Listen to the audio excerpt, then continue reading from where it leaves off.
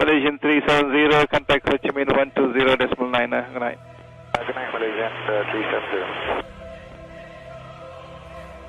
370. Breaking news tonight, a Malaysia Airlines flight with 239 people on board, including 4 Americans, has gone missing.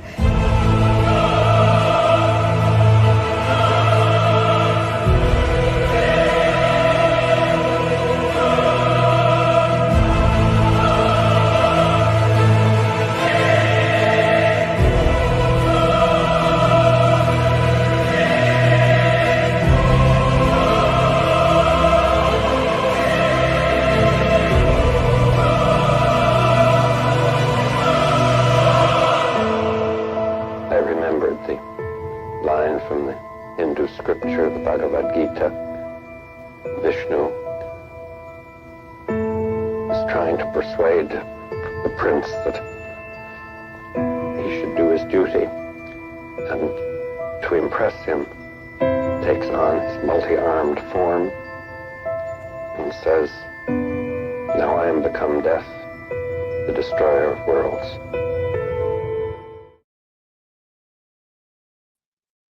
Let's go, everybody. Welcome to the live stream. It is Saturday night. You guys are hanging out. We're talking science, physics, UFOs. We're talking deep state hiding technology. We're talking about it all. We got Dana Kennedy in the chat. Boy, chat's moving really fast. Welcome. Okay, boy, pressure's on now, guys. Okay, right off the bat, the main reason why you guys are here is that we've identified the MH370 satellite video as WAMI footage, wide aerial something surveillance network. I've got videos to show you guys. I've got documents. We've been researching it for days. That is definitely what's going on in those videos, which is incredible. But we're going to wait to get to that. We're going to do that at the end. I've got other stuff I want to talk about before we get to that. The other major thing that happened, guys, is the Redacted podcast dropped. Also, FYI, guys, Ashton is CIA narrative has not gotten big enough yet, so help spread it a little bit more. I guarantee you guys that if I was CIA, I would not be doing this right now. They don't let CIA people do what we're doing on these live streams, just exposing their surveillance systems and what have you. But that's actually one of the first things I wanted to talk about is, in my opinion, there are two factions. We've got the dividing line in the UFO community. One half of the UFO community believes that it's aliens. Aliens is the big reveal. And that this alien technology, we just can't understand it. It's beyond human comprehension. You guys know my view on that. I believe there's no such thing as physics that humans cannot understand. That doesn't exist.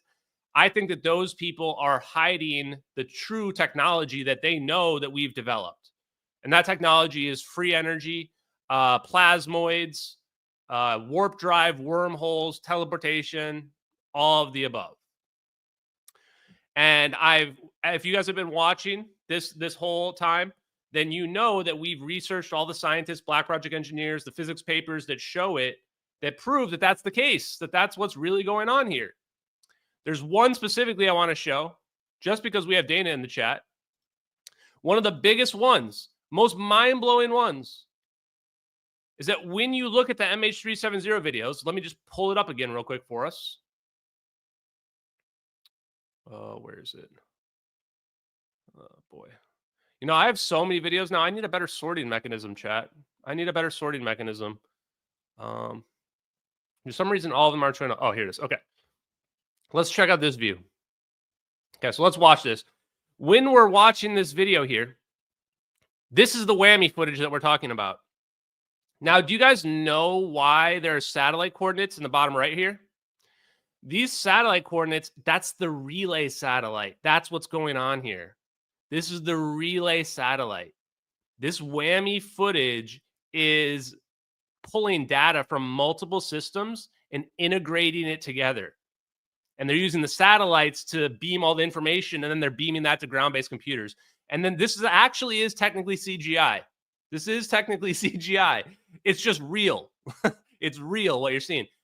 The most incredible part here is right here at the end, where we watch an airplane get literally teleported out of the sky. Man, guys, all I ever wanted to do was solve the mystery of this missing plane. I didn't think it was going to end up being this giant rabbit hole of secret government technology. Edward C. Lin leaked these videos. He's the guy. I could have never thought we'd identify the guy that leaked the videos. Now, let's hold on to teleportation thought. Teleportation. Now, look at this paper. This paper is probably one of the most important papers that's out there. Teleportation Physics Study by Eric W. Davis. Hal Puthoff's right-hand man, probably the #1 expert in the world on warp drives and wormholes, and a secret government physicist who has NDAs where he probably can't ever really talk about what he's really done behind the scenes. Could it have blown up at the end? It could be an annihilation event. I don't think that it is. And truthfully, guys, my intuition has been really on point so far. Basically, everything that I was intuiting back in October of last year and September of last year, even before I understood the science, most, if not all of it, has ended up being true. So when I say that that's a teleportation event, I'm saying 99% sure that's a teleportation event that we see happen into that plane. If that was an annihilation event, the phones would not be ringing for days later. And I don't think they would have found debris in Africa either. Now, I'm not going to dig through this, but I want to show the key points of this. First of all, this is an Air Force Research Lab paper. These people are not messing around. They're not doing made-up science for the Air Force Research Lab. This is a very serious scientific paper written by one of the top physicists. And the main key here is that he explains there are like 5 kinds of teleportation. Like 5 kinds. Now, I've read through basically this whole thing. Part of the reason why no one understands a lot of this is that nobody reads these scientific papers. Nobody ever reads them. That's the truth. I'll put the link in the chat for you guys right now. Nobody reads these scientific papers. Nobody ever reads Hal Puthoff stuff. Nobody reads any scientific papers ever, basically. So he says, these are the types of teleportation. Science fiction teleportation, which is the disembodiment transport of persons or inanimate objects across space by advanced futuristic technological means. We call this SF teleportation, which will not be considered further in this study. So right off the bat, yeah, and this is from 2004, guys. So it's not like this is like last year. This is from 2004. This is 20-year-old science that we're looking at right here. And it probably goes back even further than that. Now, the teleportation, the sci-fi one is the Star Trek teleportation, disembodiment, and then you reappear somewhere else. That's not how teleportation really works. The psychic teleportation, this one's interesting, P-teleportation, the conveyance of persons or inanimate objects by psychic means. They're talking about remote viewing here.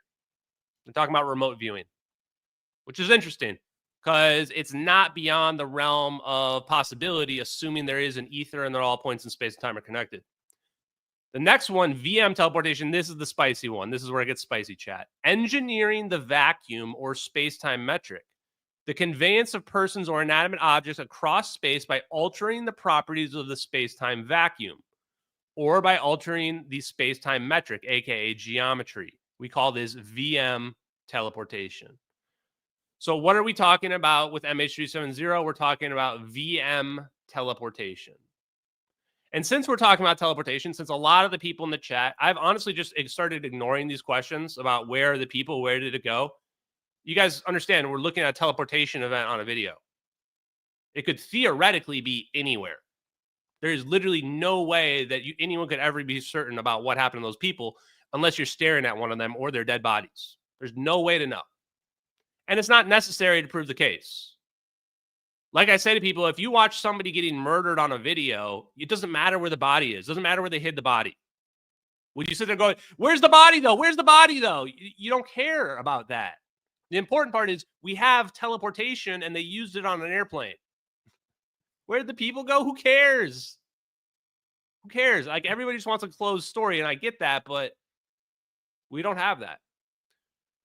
And in terms of the best hypothesis is that it uses quantum entanglement, hence 4 orbs here, which would be a 4th orb to slingshot the plane. Just like this VM teleportation here, this VM teleportation is saying that what we can do is that we can manipulate space-time.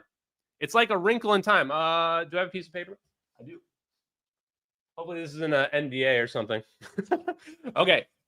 Just like this piece of paper, a wrinkle in time, this is what the wormhole is doing. Wormhole's doing this, and then you're puncturing a hole through it. That's VM teleportation, guys.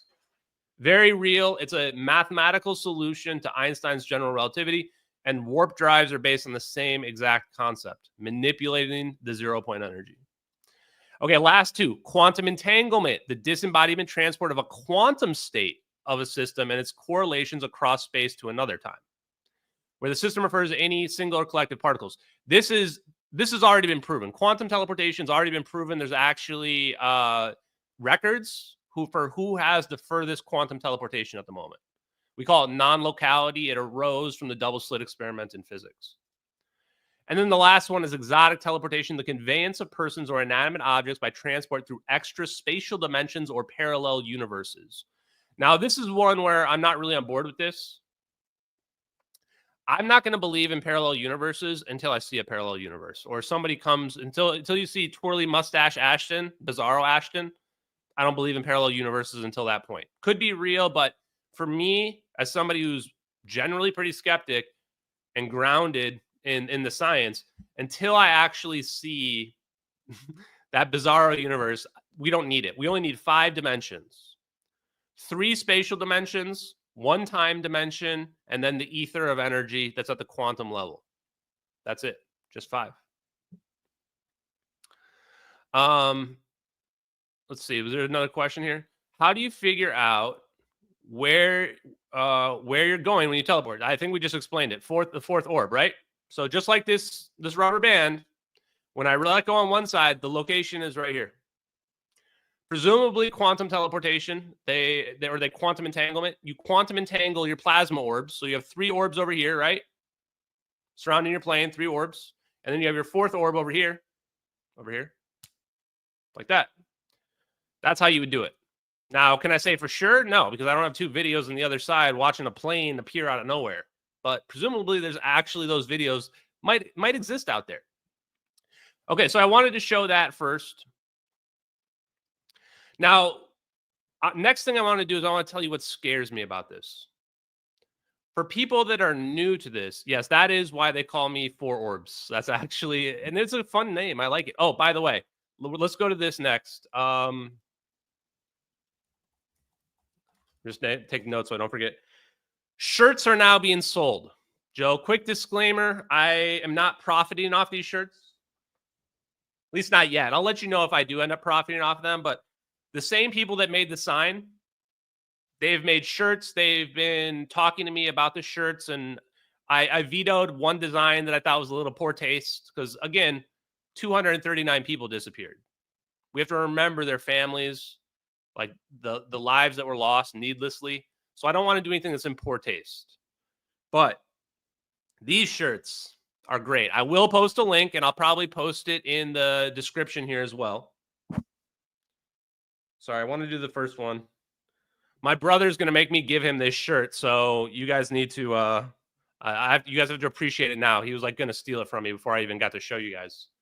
Bum, bum, bum. The 4 Orb shirt, just like the sign.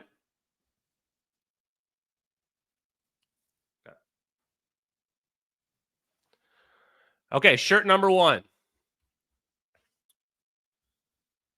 Okay, shirt number 2, Sibbers, Sentinel of the Night. There you go. Pretty sweet. I like it. And then what else we got? Yeah, the S Beers.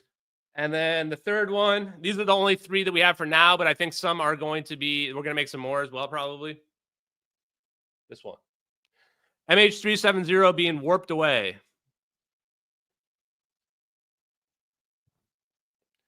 So the things on the left and the right kind of represent the warp drive, like Alcubierre's warp metric in terms of expanding and contracting space in front of you and behind you.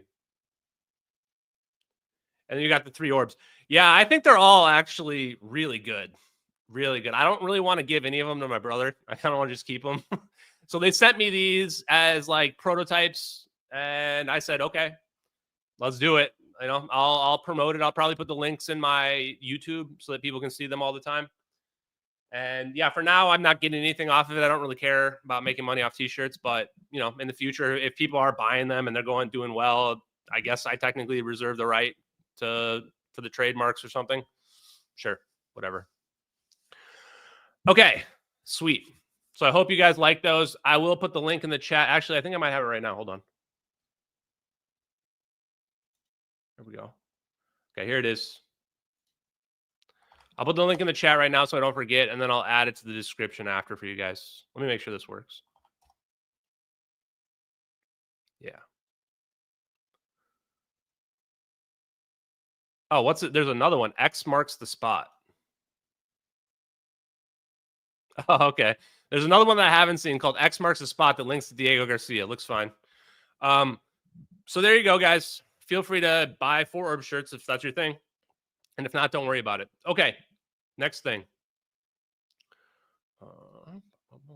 And big thanks to Drippy, who helped get the sign for me. And they've just been awesome, man.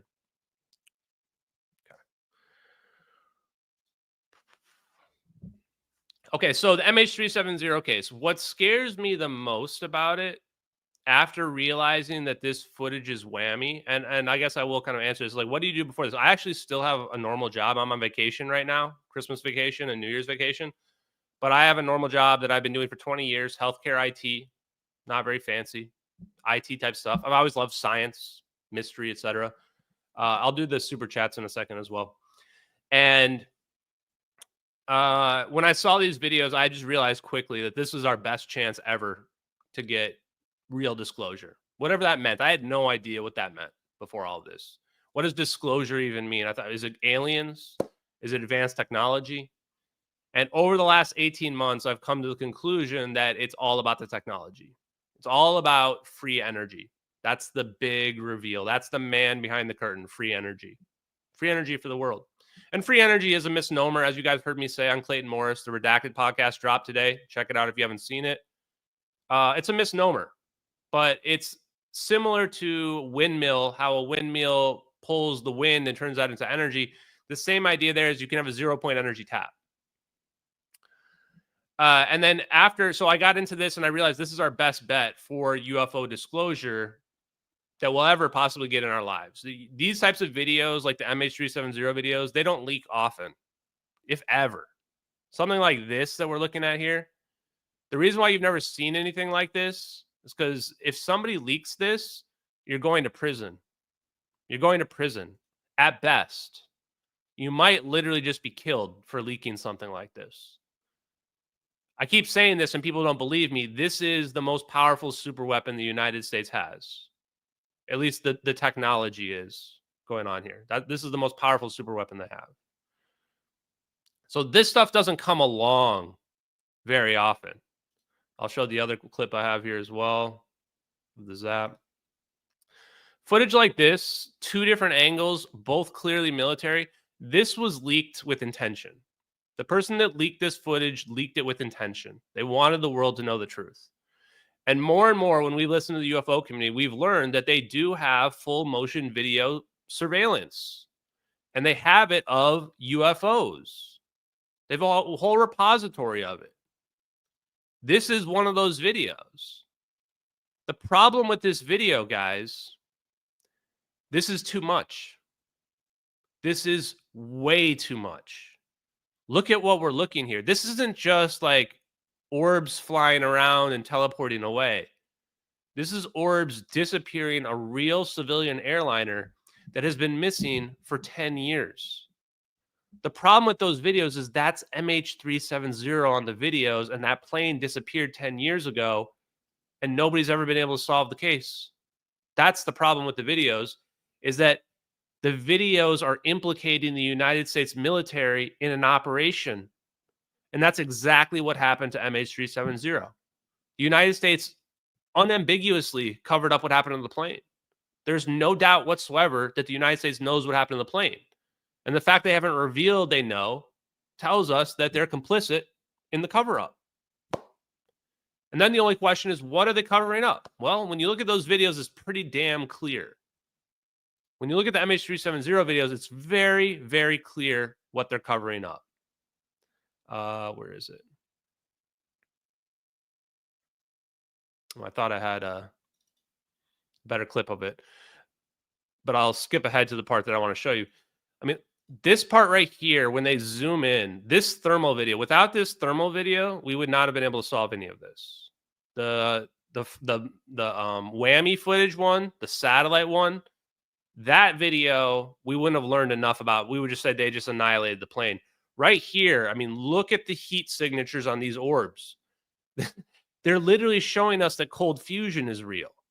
And you can see these dark lines in front of the orb. See these dark lines? It's kind of hard to see in this version. Let me switch over to the other version. This is all you need to know. Is like, what's the propulsion? We can see what the propulsion mechanism is right here. Look at these dark lines. Look at that dark line right there. Look at that dark line right there in front of the orb. It's pulling it forward.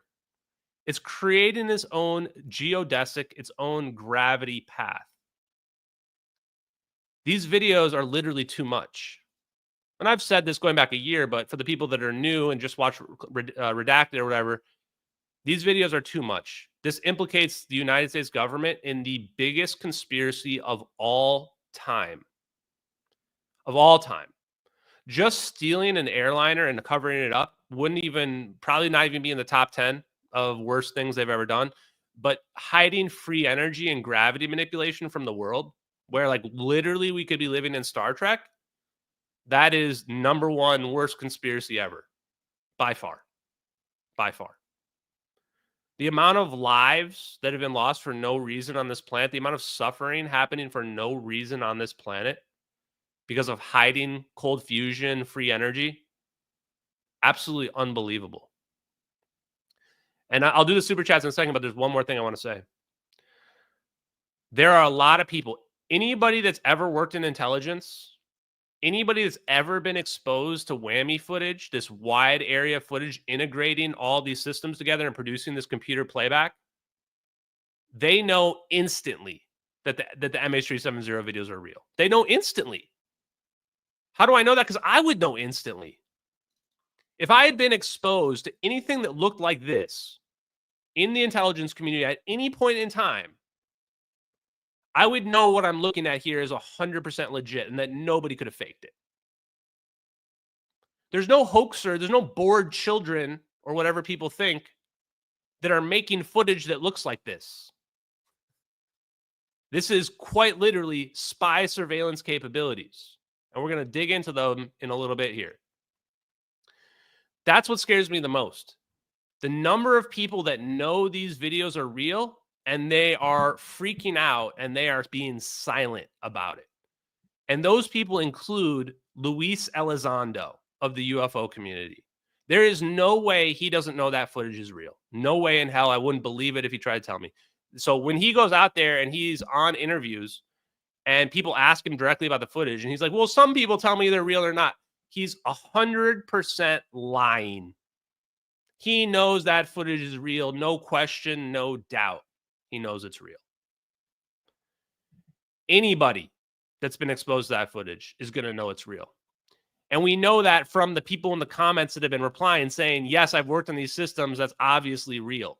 And people that, how many different people have said that the drone footage is real? At least 3 or 4 high quality people who've gone into enough depth that it's unlikely they're making it up.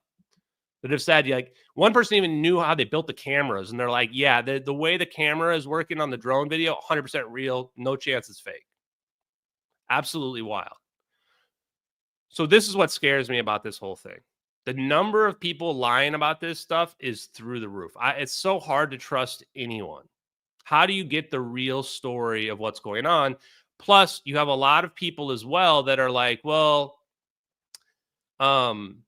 they understand certain parts of it, but they don't understand like 0-point energy, for example. Like if you don't understand the physics, then it's really hard to comprehend what you're seeing.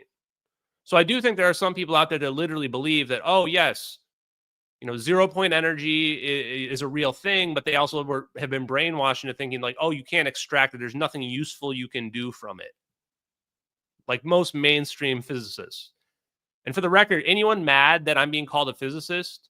Well, too bad. I understand physics more than most vast majority of PhD physicists do. And that's not just like me being egotistical. It's just a straight up fact. If you don't understand where energy comes from, if you don't understand 0-point energy, then you don't even understand the basics about physics. That's just true. If you're somebody out there saying, well, I studied and learned all this stuff, and you can't explain what dark matter and dark energy are, then just get out of here. Your model is flawed. At least come up with a model that works. Okay, let's do some of these super chats because you guys are popping off. We must have a lot of viewers. Big Pimpin'. Yeah, thank you. We are the change. Love you, brother. Too close. Thank you very much, aliens. Beep, boop, beep, boop. And guys, I've never said that aliens aren't real. If you look back, I've never said aliens aren't real. Aliens can be a psyop and they can still be real. I think we're using aliens as a deflection. And we're saying, it's just all the aliens. Yeah, it's aliens. Like, don't worry about it. If that was the case, the U.S. government would be like, guys, there's aliens. They're invading. We need to all come together and we need to like fight back against them. Or like we need to get our top minds together to understand how this alien technology works so that we can bring humanity together to figure out a solution. That's how they would be acting if there was a real alien invasion or really any alien threat whatsoever. The fact that they're being silent about it tells us they're not worried about the aliens. Not worried about it at all. They might be worried about the technology, though. Devin Henry, thank you very much, man. Appreciate you. And I don't know if I'm going to go on Joe Rogan. I mean, I think that I've probably been blackballed off Joe Rogan. And here's the other thing, guys. This was actually feeds into my next point. A lot of people don't want me to be as mean as I am to some of these woke disclosure people. Well, too bad. The truth is that Joe Rogan's been completely captured by those people. He's like friends with all of them. And this is how they control your perception. Is they become friends with you. And then they tell you, well, my sources are telling me that, yeah, the aliens are doing this. And you got to believe me, it's the aliens. And no, we don't understand it. Scalar physics, that's all fake nonsense. Don't talk about that. Don't think about that. Cold fusion, no, that was debunked. This is how they work. They become your friend and then they guide your perceptions. And I think Joe Rogan is smart enough that he might end up seeing through it. But I know for sure right now, just based on the people he's interviewed, like Lou Alzando, James Fox, Chris Mellon, Gary Nolan, these guys are all deep state woke disclosure guys. 100%. 100%. They're all in on like, I know this information, but I can't tell you anything about it. And as far as I can tell, none of them ever brought up plasma one single time. Now, at times they brought up 0-point energy, 0 as well. Scalar physics, 0 as well. So they're heavy on stories. They are non-existent when it comes to physics and science. And that's the reason why I'm calling them out.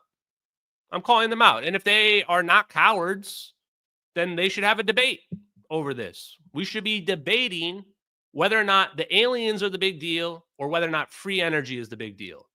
The reason why they don't want to do that debate is it's no contest. Here's the hard truth for a lot of people out there. Nobody cares about aliens. Nobody cares about aliens. Let me just contextualize that for you. There was a big Reddit post. I was reading through some of the comments from a couple of days ago. People are like at their family dinners on Christmas and they're trying to talk about aliens and people have no appetite for it. They're just not interested. Because unless the aliens are impacting my day-to-day life, unless they're lowering the grocery prices, there are still bills that got to be paid. There are actually people in the UFO community that think that alien disclosure is going to stop the world. How delusional do you have to be to think that learning that aliens are real is going to have any appreciable impact on our society? It's going to have absolutely none. It's not going to, the world won't stop for even 1 hour, let alone one day. People are like, oh, okay, they said aliens are real. They've said that about 100 times already. Okay, sure, they're real. Fine. So what? Aliens being real has no impact whatsoever on society. If you're somebody that thinks it does, it's probably just because you're looking for self-validation. Is that you've had an experience and you want people to believe you and you want to be validated and approved. That's not unreasonable to want that. But I'm sorry, that's never going to happen. It's never going to happen. Instead, telling people that free energy is possible via 0-point energy, the energy source for UFOs is 0-point energy. Well, that will impact people. Why? Well, one of the number one costs for people is their energy bills. So if you can bring those energy bills even down 80% or it completely eliminate our dependence on fossil fuels and the energy grid entirely, that would change everything. But then you can also see why that would not be allowed to happen. Big energy, as well as the defense contractors, are never going to allow this to happen. So the only way that it happens is if we force it to happen. This is why I'm a 0 point energy influencer. This is why you can call me a 0 point energy influencer, is that this has never been about like figuring out how it works. People have figured out how it works for decades. The issue is this is an information war, and the bad guys are winning in a big, big way. And it's time for us to fight back. We do that by teaching people physics and science. So does the plane remain its physical form when it's teleported? Yeah, it's not being dematerialized. So as you just saw from the teleportation physics paper, there is no Star Trek teleportation. You're not dematerializing and rebuilding the atoms. That's not how teleportation works. Maybe one day in the future, but we're not even close to that. All you're doing is you're bending space-time. If you bend space-time enough, you can have faster than light relativistic travel. We call it a wormhole. A wormhole, just again, it's a mathematical solution to Einstein's general relativity. Einstein said, here's how space works, but you can bend the geometry of space-time in weird ways where you can create shortcuts. That's a wormhole. It would look like faster than light travel to the observer. Wow, huge donation by Leslie. Thank you so much. Little something from a little tweet. Thank you. I'm going to put your name down so I can make sure I'm following you. I assume that's what your Twitter account is. If that's your way of getting me to follow you back, you know what? $50 will do the bill. We'll do it. I'm cheap. What can I say? I'm a cheap sellout here. $50 for a tweet for a follow back? Easy. In fact, I might do it right now. Deniable plausibility. Hey, Ashton, nice orbs. Not sure how to take that, but thank you very much. I appreciate it. ZPE25 loading. Thank you, Z Jalapeno. I assume Z Jalapeno is ZPE disclosure. If so, you've been doing a great job, man. Appreciate your memes. And then last super chat, Michael says 4 orbs equals catastrophic disclosure. So yes, the MH370 videos are clearly catastrophic disclosure. That's the kind of disclosure that the people that are ready for aliens aren't ready to wrap their head around. So that goes to show you this is the most critical kind of disclosure, the kind that nobody really wants. Even the alien people are like, oh yeah, we're cool with aliens, but you're talking about free energy and teleportation. We don't want that. Like, what? How do you think the aliens are getting here? They're not flying SpaceX rockets, guys. Okay. Whew. Wow, chat is flying. Okay, next thing I want to do is quickly talk about ENG8. Okay, good. So, I mean, guys, we're making waves, no doubt. It's not every day that you get invited to like the lead science, to a Zoom call with like the lead scientist for a cold fusion company. ENG8, I've made posts about them before. Let me see how long their video is, because if it's not too long, we can probably watch it. But I learned a lot. I didn't know that much about it, but I've learned a lot. Sorry, I'm seeing someone tried to someone's trying to community note me, so I'm just gonna get them banned. It's crazy how many people are constantly trying to community note me. I mean, there's people out there posting fake stuff on Twitter like 24/7, and nobody even tries to community note them. I've got literal intelligence community agents, nut jobs, people that are just in massive denial, constantly harassing every one of my posts with fake community notes. Yes, I understand that people have tried to debunk the MH370 videos. They're all wrong. They are just opinions. Nobody has any proof whatsoever the videos are fake. Like, just let me lay it down with you simply. The videos are 100% real. I've known they're 100% real for like at least 6 months now. Like, no question, no doubt. So when people are pushing these fake debunks, and half of them I've already like 100% refuted, like the Newsweek debunk, there's only one factual claim in the whole Newsweek article. It says that the satellite says NROL 33 in the bottom left. It doesn't. It says NROL 22. So like, it's crazy because it goes to show that people are so dumb, so ignorant out there that the very first thing they do is they Google MH370 debunks, and then they'll find the Newsweek article at the top. They don't even read it. They literally don't even read it. They do no research whatsoever, and they just go, this has been debunked. I Googled it, and the first thing that came up was a Newsweek article. Newsweek is good. Newsweek is mainstream media. They don't even realize the Newsweek article was literally copy and pasted from a France 24 article. This is the difference between somebody who's a critically minded thinker and investigator and like idiots on Reddit. Most people on Reddit are basically NPC drones that have no conscious thought in their head whatsoever, no ability.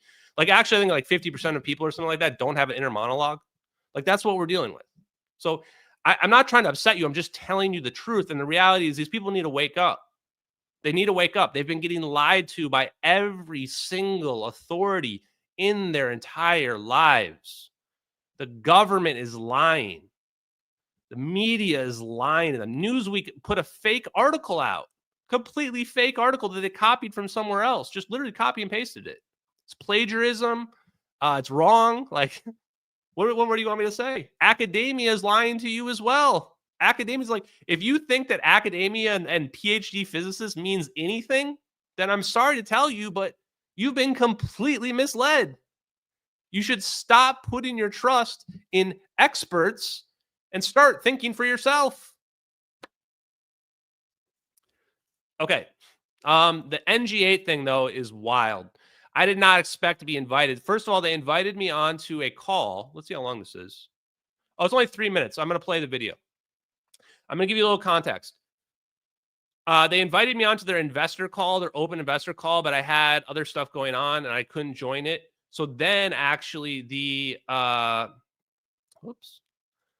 it was one of their investors connected with me, and he'd been texting with me and what have you. And he invited me onto a special call with just the top scientists, just like 4 of us. Me, the investor guy, top scientist, and like one of their second top scientists as well for ENG8, the cold fusion company. So I talked with them for a while. In fact, I still have the notes up right here. Maybe I'll read through the notes first, and then we can watch the clip of this. It's only about 3 minutes long. And I was like, holy crap. Like, these people were taking me very seriously. They even asked me an MH370 question. And the reason why they're taking me seriously is because I'm sitting here yelling that cold fusion is real and cold fusion has been suppressed. And I'm talking about EVOs and cold non-equilibrium plasmas. This is a cold fusion company that's generating electricity from EVOs and cold plasmas. Yes, you heard that correctly. Do you understand? This is why they wanted to talk to me. Because I'm sitting here going, yeah, EVOs are real. We can make these self-organizing plasmas. We can produce free energy from them. And that's literally what these guys are doing. That is literally what they're doing. So some of the top points, they talked about using condensed plasmoids, EVOs, reducing the Coulomb barrier. I'm going to say the thing wrong about reducing the Coulomb barrier. The Coulomb barrier, I believe, is what allows the electron to either be stable or to potentially break free from its orbit of its atom. Correct me if I'm wrong on that, guys. I'm just going based on the top of my head. I asked whether or not the ENG8 device, I think it's called Energy Cell, if it was producing heat or electricity, because they said it was producing 5 times over unity. This means 5 times the energy out that's coming in. And they said electricity. It's not in the form of heat. Heat would be okay. You can boil steam or boil water and create steam with heat. This is what we do with nuclear power. But electricity is the best because that's direct. You can directly use electricity. You don't have to convert it into something else. So absolutely huge. Yeah, the biggest hurdle is getting people to believe it's possible. That's why Sal and these guys are talking to you. That is absolutely correct. It's an information war. I told the ENG8 guys, that's just one of my notes. I told them this is an information war. I was like, you guys are scientists, so you probably look at it from the academic perspective, but I look at it from an information war perspective. It's about getting people to understand how this is possible, how this is real. Because otherwise people just go, you're violating the laws of thermodynamics. Well, they don't understand. You're not violating the laws of thermodynamics if you have an extra input. just like with wind power.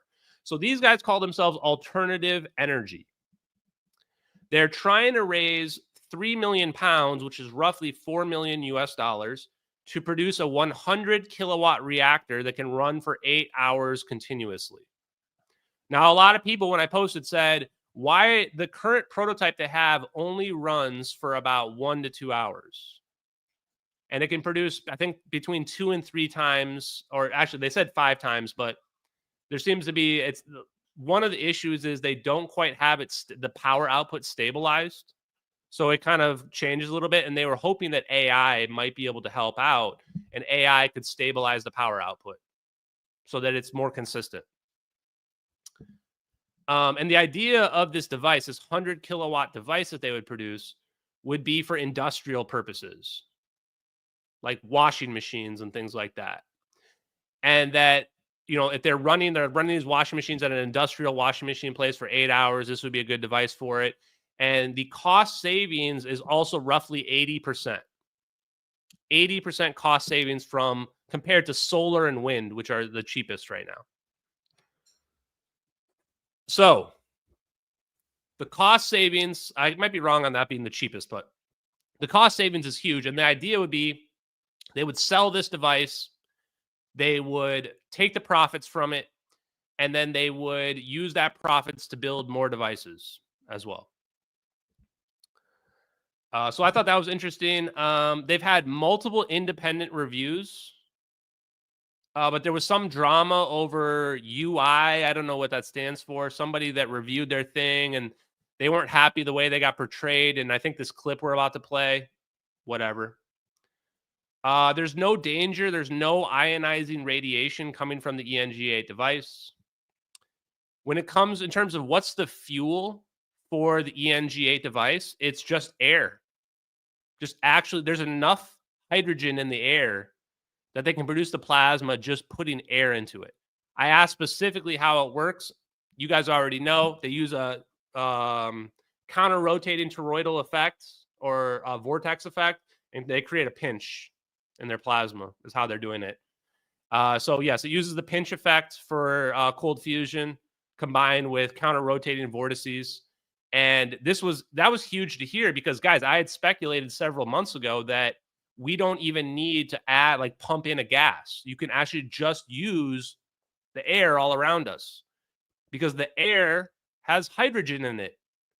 So we can actually just ionize the hydrogen in the air and create plasma, which is probably what the MH370 orbs are doing as well. They're producing plasma just from the atmosphere. Pretty neat. That might also be a limitation, though. If these orbs of plasma are limited to using the air around us, they might not work in outer space. They might not work in outer space. I'm not going to go into all the debunks today, but the videos are 100% real. They're 100% real. If you want to believe that the Zap is fake, you can't believe in teleportation, whatever, that's fine. What I would say respectfully is that if you dig into the science, you'll learn that it's all real. For better or worse, it's all real. It's hard to believe. Honestly, it's hard to believe that a faction, whoever it is, defense contractors, energy companies, U.S. intelligence agency like the CIA, it's really hard to believe that somebody could be this advanced. And that's why I call it breakaway civilization. In fact, I don't call it that. People came up with that term before me. But that's why I think that's what's going on here, is that these people have gotten so advanced so quickly that they've achieved a level where it's beyond the paradigm of the public. The public is like, I can't believe in teleportation. It's too far beyond where I thought we were at. And that's what makes it a breakaway civilization level technology. So, bad news, guys, just as a quick update. I had to reschedule my interview with Jason Giorgiani just because I was feeling sick. And I don't want to do my interview with Jason Giorgiani while I'm feeling sick, because that interview is going to be fire. Just fire. We're going to talk breakaway civilization, 0-point energy, time travel, AI. I'm going to geek out with Jason Giorgiani for like 2 hours. It's going to be awesome. So I'll probably post it midweek. Maybe I'll cancel one of my live streams this week. I'll probably post it midweek because I want to get it out there fast for you guys. But I'm going to be doing that next week. So just heads up on that.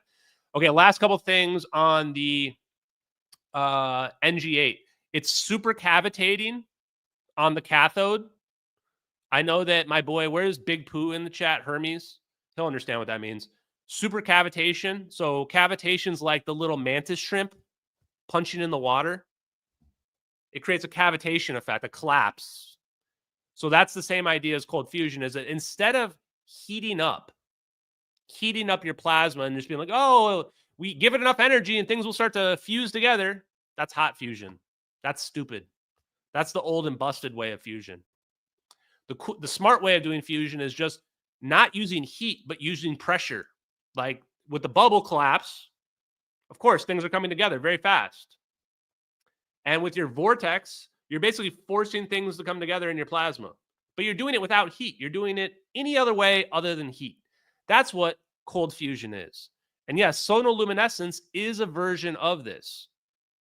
In sonoluminescence, in fact, maybe we'll just play that short clip real quick. Because we got some people that are new in here as well. So, oh, wait. Oh, here it is.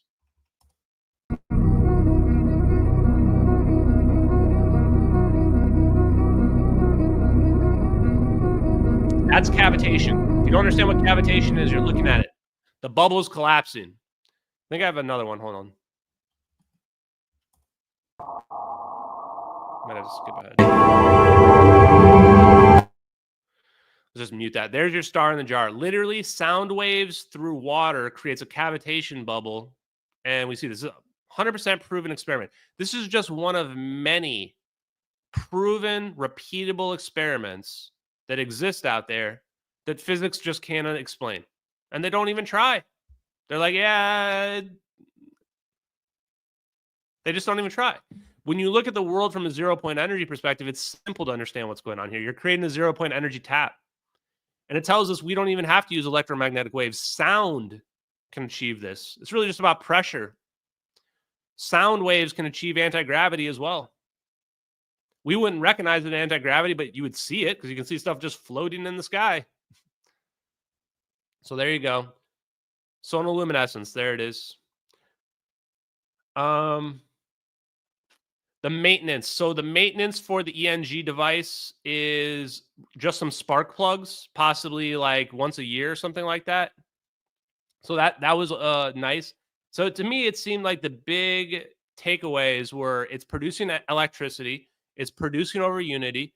The maintenance probably initially could be improved and made better, but having some small amount of maintenance for a device of this magnitude, of this high cost savings, not concerned about that.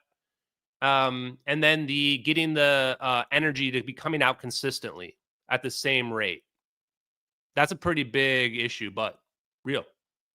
But I mean, in the end of the day, I think it's pretty important that that this device, like this could be one of our best chances with the ENG8 to get this information to the public and make this become commercialized and mainstream.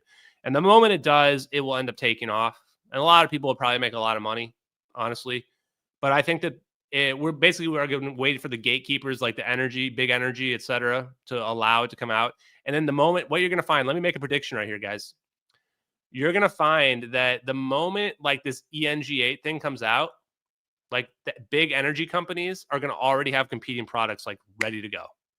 You're going to be like, wait, how did these big energy companies already come up with these cold fusion devices? Like I thought this was all supposed to be fake. And all the big energy companies within like a year are going to have their own. And you're going to be like, wait, were you just shelving that in the back?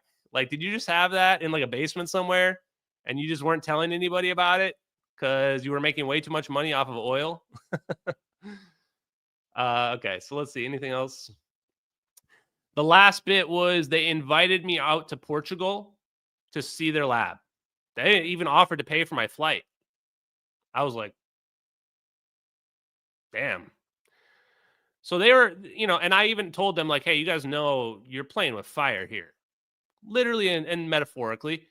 Like this plasma, this cold fusion is, people have been killed for this type of stuff. The DOE suppressed this in 1989. They didn't want anybody to know about it.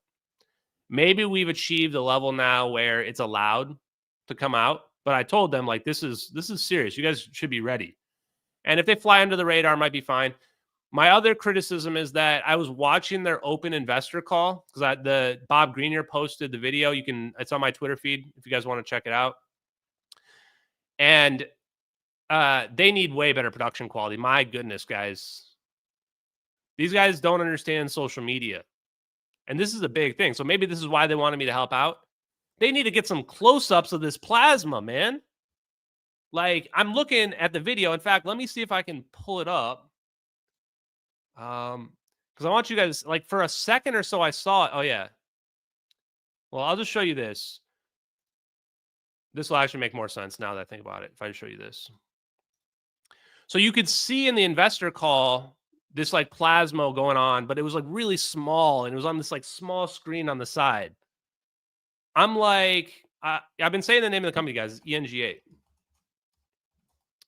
I'm going, hey, why do you not have this on like a big screen? This is what people want to see. Look at that plasma beam. That's sick. That's sick. I'm like, hey, and I'm telling them, like, you know, if you have me come out there, like, I'll take like good videos of this. You know, look at my production quality. It's better than what theirs was. If you're making cold fusion, I feel like your production quality, you should be showing off the plasma. People see that and they're going to get excited. Most people don't give a crap about what the meters say or whatever. They're just going to trust whoever tells them if it's real or not. But you show them something that looks cool like that, then people are getting excited about it. Okay. So last bit, I'm just going to play the video now for you guys. Oh yeah, and this was crazy. Somehow, was there a connection to this guy?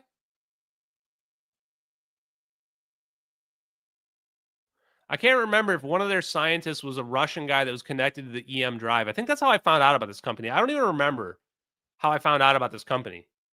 But now I'm like, my God, I think this is our best bet. Working to improve the performance, to improve the coefficient of performance, which is a ratio of output energy to input energy. So what we will be demonstrating today is increased coefficient of performance against last testing we have done.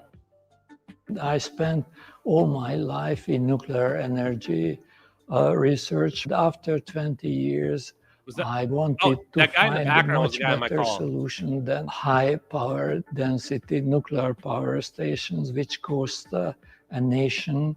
It may wreck a nation. It is so expensive. As a chief technology officer, I'm responsible for all of the technical parts here.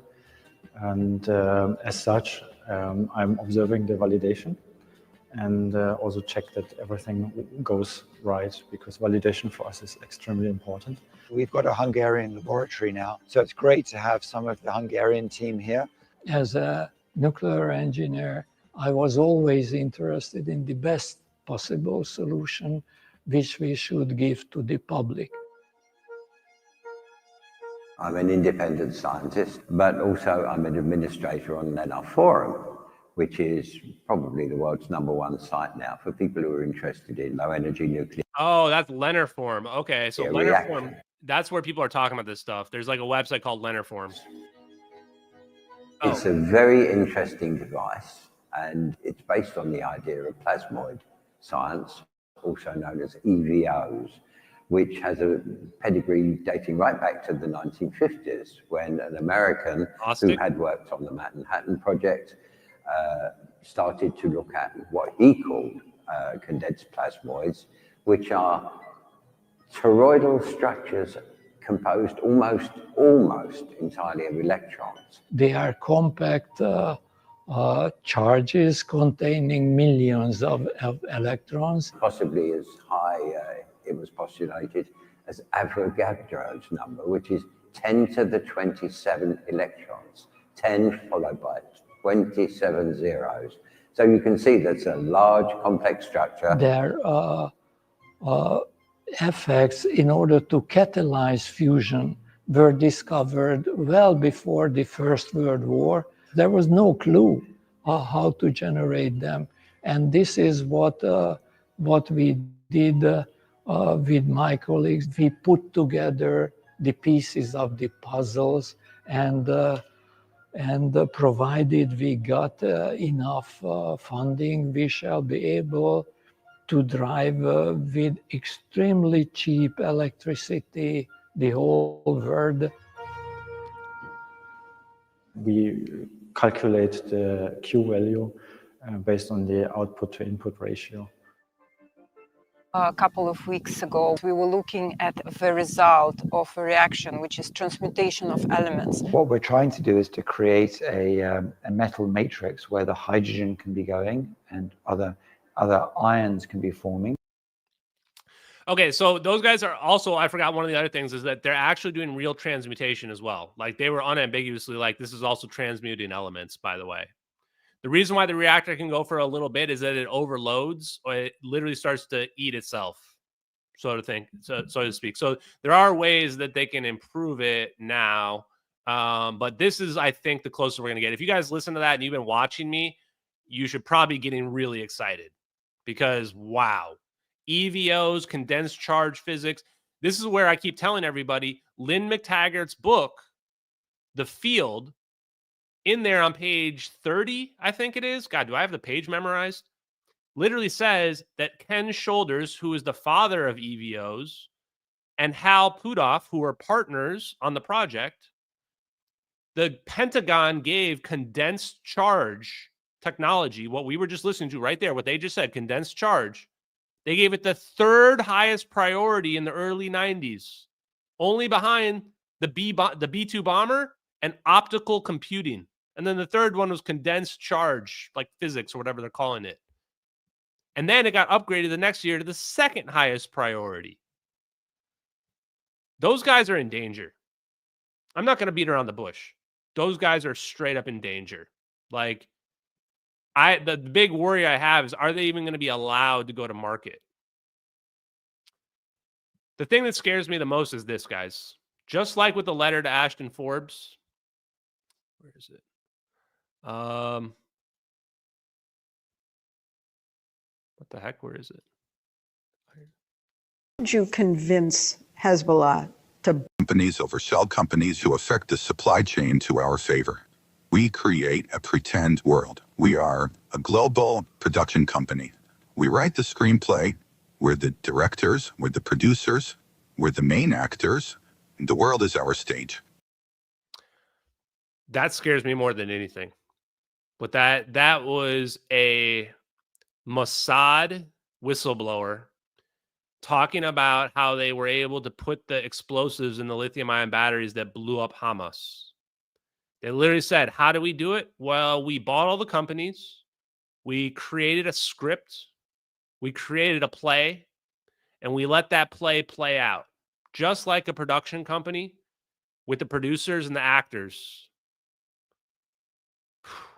If you have that level of power, which is exactly the same as what the main theory about MH370 is that they let those defectors get on board that plane. They started the fire on that plane intentionally to divert the plane away. And then they zapped the plane out of the sky the moment it was going to crash. Just the ultimate play. It's like Romeo and Juliet. If that's how the CIA is operating, I'm fucking cooked, chat. I've been cooked for a long time. That's the case. They could put some poison in some food I'm eating, like a little bit every day, and then like slowly have me deteriorate or something like that. They could do any number of things. There's no way you can compete against something like that at all. So when I'm talking to these NG8 people, I'm like, man, do these guys understand what's going on here? I hope they're watching that Mossad guy talk there, because this is no game. Let's hit up some of these donations. My family got teleported away on MH370. All I got was this crappy t-shirt, deniable plausibility. This is the reason why I don't want to do any shirts that are in poor taste. Because, yeah, I mean, people lost their lives. It was horrible. And they've been getting gaslit for 10 years about, it was a pilot that just went crazy and was like, I'm going on a rogue 8-hour joyride now. What? The families knew the stories they were getting were all bullshit. Ashton, thank you very much. Laszlo Pat, the new Redacted podcast is next level. You gave your best and most comprehensive explanation ever about ZPE, plasma physics, and scientific theory behind it. Truth is, guys, I did not expect the question at the end about time travel. Clayton just kind of dropped it in there. It was probably just what he was thinking about. And then they named it after time travel, but truly it's more of an interview about free energy. It's truly, maybe they like made a production decision that would get more clicks or something like that. I don't know. Don't care. I have not yet watched it all again. It was recorded a week, 2 ago, something like that. So I am going to get clips from it, and I'll be posting those, and we'll do a full review on our next live stream. William Bill, thank you very much. Could the fake Inmarsat data have been thrown together fast because they knew the videos had leaked? Maybe. It seems a little too fast. The one thing that really bugs me is that those Inmarsat pings are definitely fake. They're spoofed. They're manufactured. I don't know what exactly they did, but they're fake. Because that plane never went to the South Indian Ocean. And Inmarsat is connected to U.S. intelligence. But why did they not have it ready to go right away? Or maybe they did have it ready to go right away, and they waited 5 days, and then they dropped the hint. Maybe. You would think if it was all a planned operation ahead of time, you'd have all this stuff planned out about how you're going to throw the cover story. You're going to leak the cover story out to the media. It's not going to be connected to anyone's name. It's going to be unnamed U.S. intelligence sources. Say, yeah, plane went into the South Indian Ocean. Went into the middle of nowhere. Sorry, we're never going to find it. Not sure. Bobby Gems. Yeah, I assumed Israel got the tech from demons. I don't know about all that. Sounds crazy, but look at the founder of NASA. I don't know about all that. I'm not digging into the occult, and I have no side on the Israel-Palestine thing. I know people hate that when I don't have a side. Guys, a lot of people see the world in black and white, and they say, oh, this person is a grifter. This person was wrong about this thing, or I disagree with this person on this one thing. Therefore, everything they say is wrong. That's not how I look at it. Even the people I don't like in the UFO community, I still listen. Doesn't mean they can't tell the truth. And a lot of people, I get so many comments like that. Like, oh, you said that Greer was right about this thing. That means I can't trust you anymore because he's a liar and I don't like him. Like, man, if any lesson we need to learn is that we have to stop thinking in terms of black and white. Even in terms of covering up this technology, it's not black and white. I was just talking to somebody about this earlier, in fact. Stephen Greer, for example, believes that if we get free energy, we're just going to all of a sudden turn into a utopia. We're just going to automatically be a utopia. That's a very optimistic, but possibly extremely naive viewpoint. The people that are hiding it are thinking this is going to end our civilization. If we let this technology come out, humanity is going to get wiped out. Somebody, a terrorist, a suicide bomber, is going to get access to this technology, and that's going to be game over for humanity. That's what the people who are hiding it are thinking. Now, on the side, they're also thinking we can make some money off of this, and we have unlimited power, and they don't want to give any of that away. But the main reason is probably that they think it's going to be the end of the world, maybe the end of the solar system. That's how powerful this technology is. So we can't be thinking of in terms of black and white, guys. The world is not black and white, shades of gray. Okay. One more donation. Thank you. Not black and white, but you believe ZPE is possible. Other worlds exist, such as spiritual. I don't know, guys. I don't really dig into the esoteric stuff at the moment. I think a lot of stuff is possible. I'll tell you this. I think this technology existing means there's something very, very dark about our history or about the powers that be that control us. Something very dark. Like, example would be that we are a prison planet and that everything we do is being managed and we don't see it, our overlords are out there. Another way to look at it would be that if we achieve a certain level of technological superiority, perhaps we just get completely reset. Something that's that level of dark. Something that is just straight up earth-shattering to even think about. That's what I think this is going to come down to. What that ends up being, there's quite a lot of options, and I'm not invested in any of them, but I will be interested to learn. Absolutely. Yeah, no more wars is actually vital. If we don't stop war with this technology, it's the end of the world. Absolutely 100% end of the world. For my opinion, guys, here's the crazy part, is I'm somehow in the middle of all these people. Like, I believe this technology has to come out because I think it's just wrong to hide physics, and it's going to come out anyway, and it could change our world for the better, yes. But I also believe that we are inevitably going to destroy ourselves with this technology. I don't believe humanity has it in us. I want to be proven wrong. I want humanity to prove me wrong, that we can elevate our consciousness and get away from petty wars and go to a place where we have no scarcity and free energy, free everything for everybody. I want to believe that we're going to be able to do that, but I know humans too well. I think that our ultimate fate is that we wipe ourselves out. And I hope I'm wrong too. I really, really do. Okay. WAMI footage, guys. I know what you were here for. Let's get to it, chat. Okay, I've got like 8 links to go through here. We're just going to zip through them. Actually, let's start with the video. So first things first, we've got 2 quick videos that summarize WAMI footage.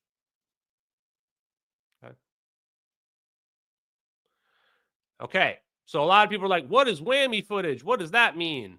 And by the way, here's another link if you want to link to the t-shirts to support the Skunkworks HQ guys. There's the link again. So why disclose it? Why disclose all this if you think we're going to annihilate ourselves? Guys, I'm chaotic good. That's my morality alignment. Is like, I think that the people deserve to make the choice. And if we annihilate ourselves, then that's our fate, so be it. And I don't think humanity is some paragon that like is just divine and we deserve to exist. I don't look at it like that. I look at it like this technology is a test. This technology is a test of humanity. Do we pass through the Fermi paradox or do we get wiped out by the filter? Either we wipe ourselves out in the filter and we're done, or we get past this test and we get to Star Trek world. It's one or the other. The moment we become an interstellar species on different planets using warp drives and wormholes, we might be safe. Because then even if one planet gets annihilated, we have another planet to go to. So that's the answer on why. Now, the WAMI footage thing, guys, this was the giant reveal. And before I show this clip, I want to tell you guys, I sent a text message to the lieutenant colonel who was with Arrow, who I think is back with Arrow now. And I said, I need to know where you stand, man. This is 100%. This is what I said, guys. In fact, I might just read. I'm going to read the text to you guys. I'm going to read you what I texted him because I'm going to talk to him here.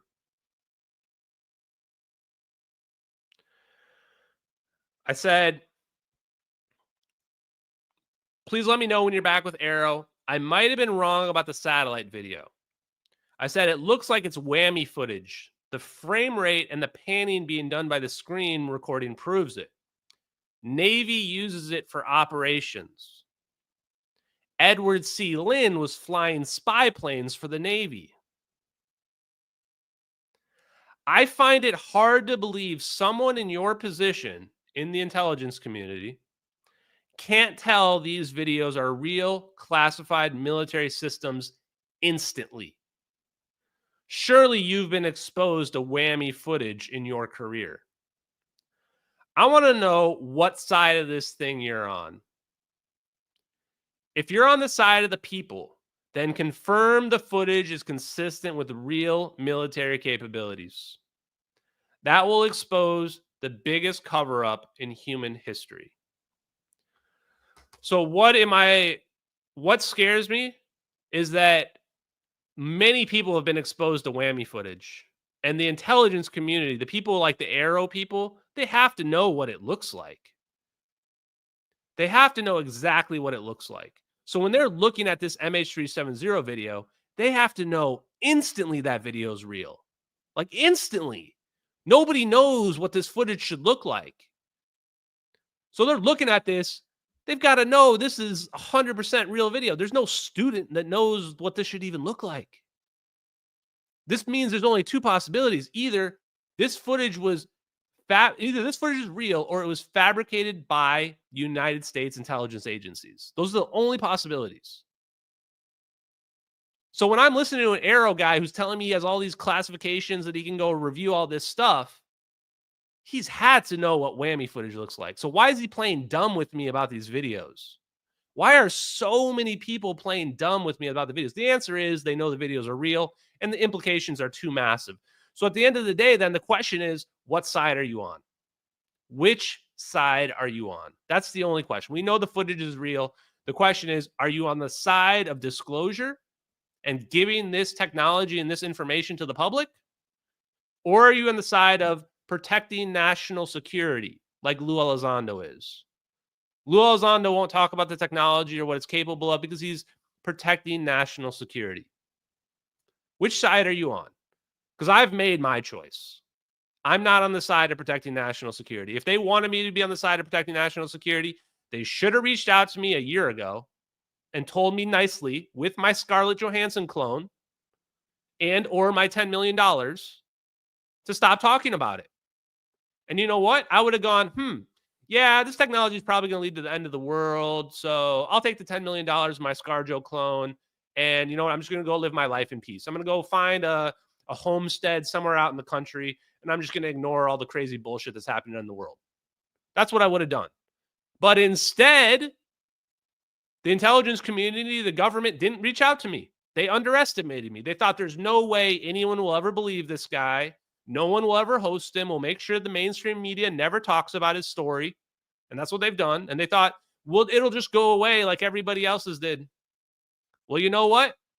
Too late, bros. If you go look at any of the MH370 search restart videos on YouTube by all these mainstream media companies, you go through and said, plane was teleported away by orbs. Follow Ash and Forbes. 0 point energy is real. Like you go down the list, you're like, whoa, this thing is hit.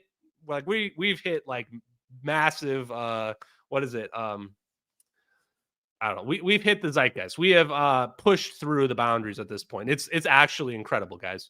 So now, $10 million doesn't cut it anymore.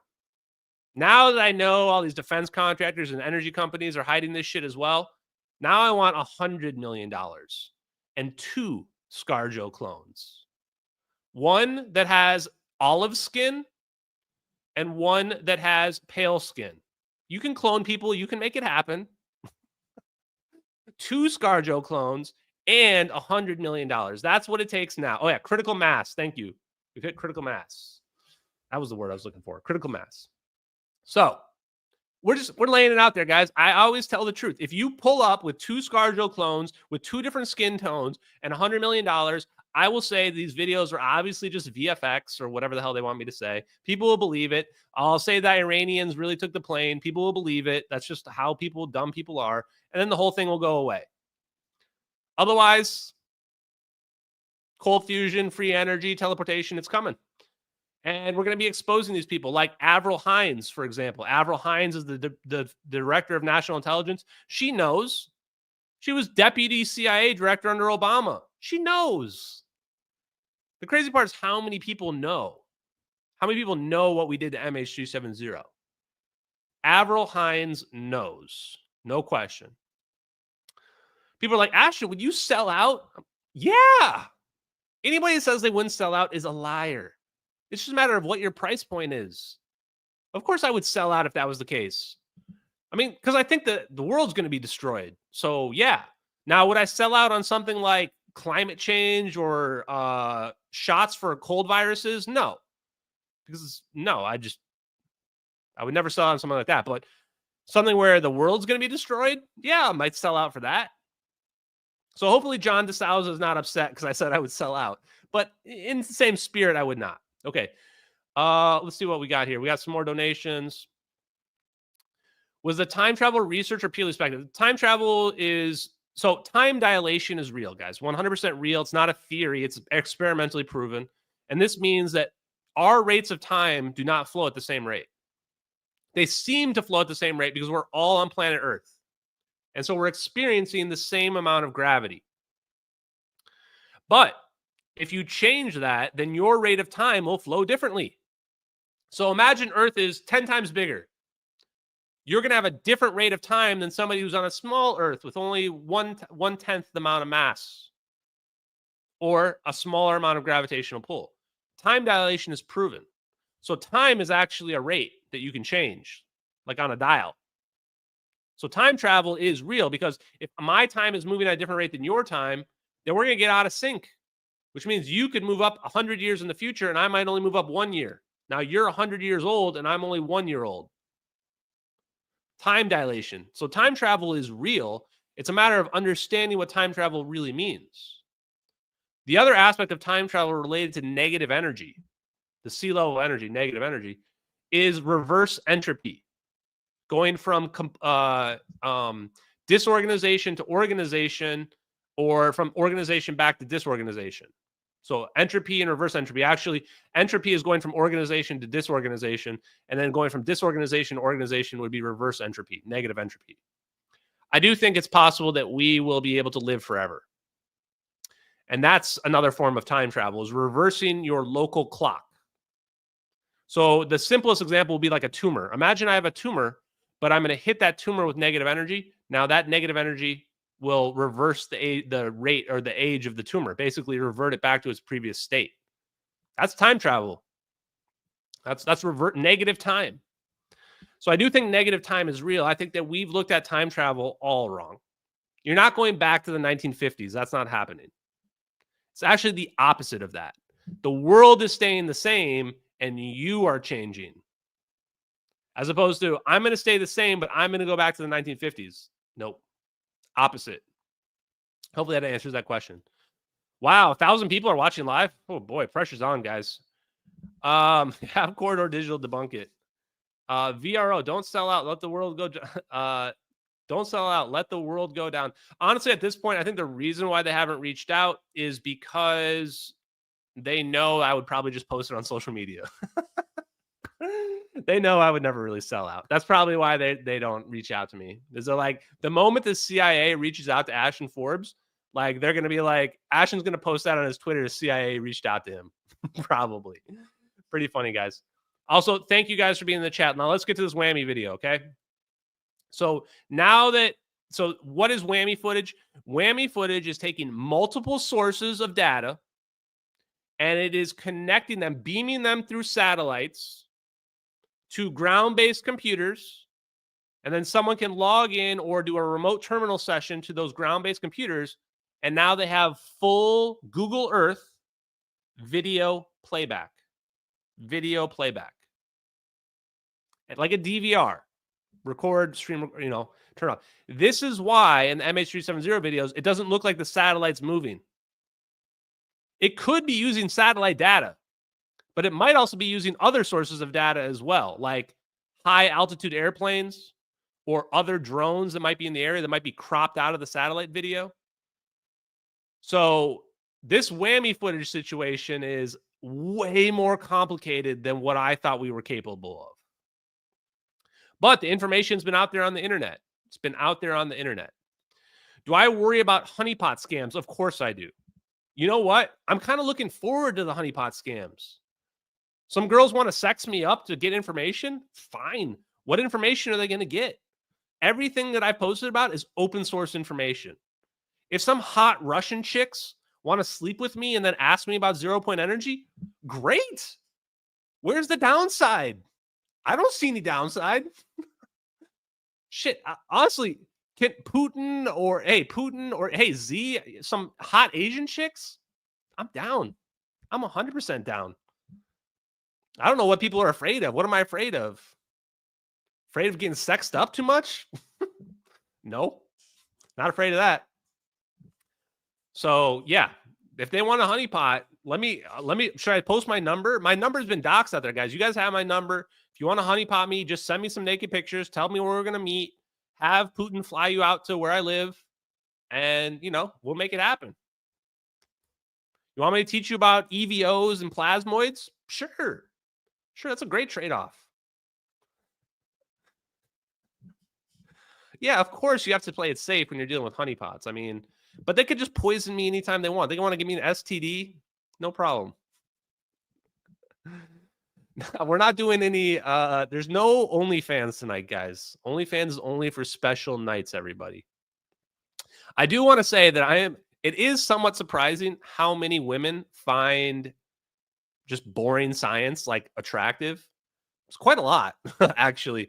So I appreciate you, especially ladies that are out there, because I would have thought that our audience would be like 90% men, but it's actually probably like 30 or 40% women. In fact, I wonder if there's metrics that I can look and see. I'm actually curious about that.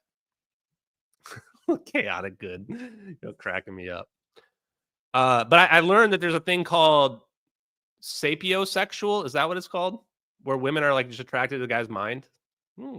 Looks like there's hope for me after all, chat. Thoughts on the quantum computer microchips?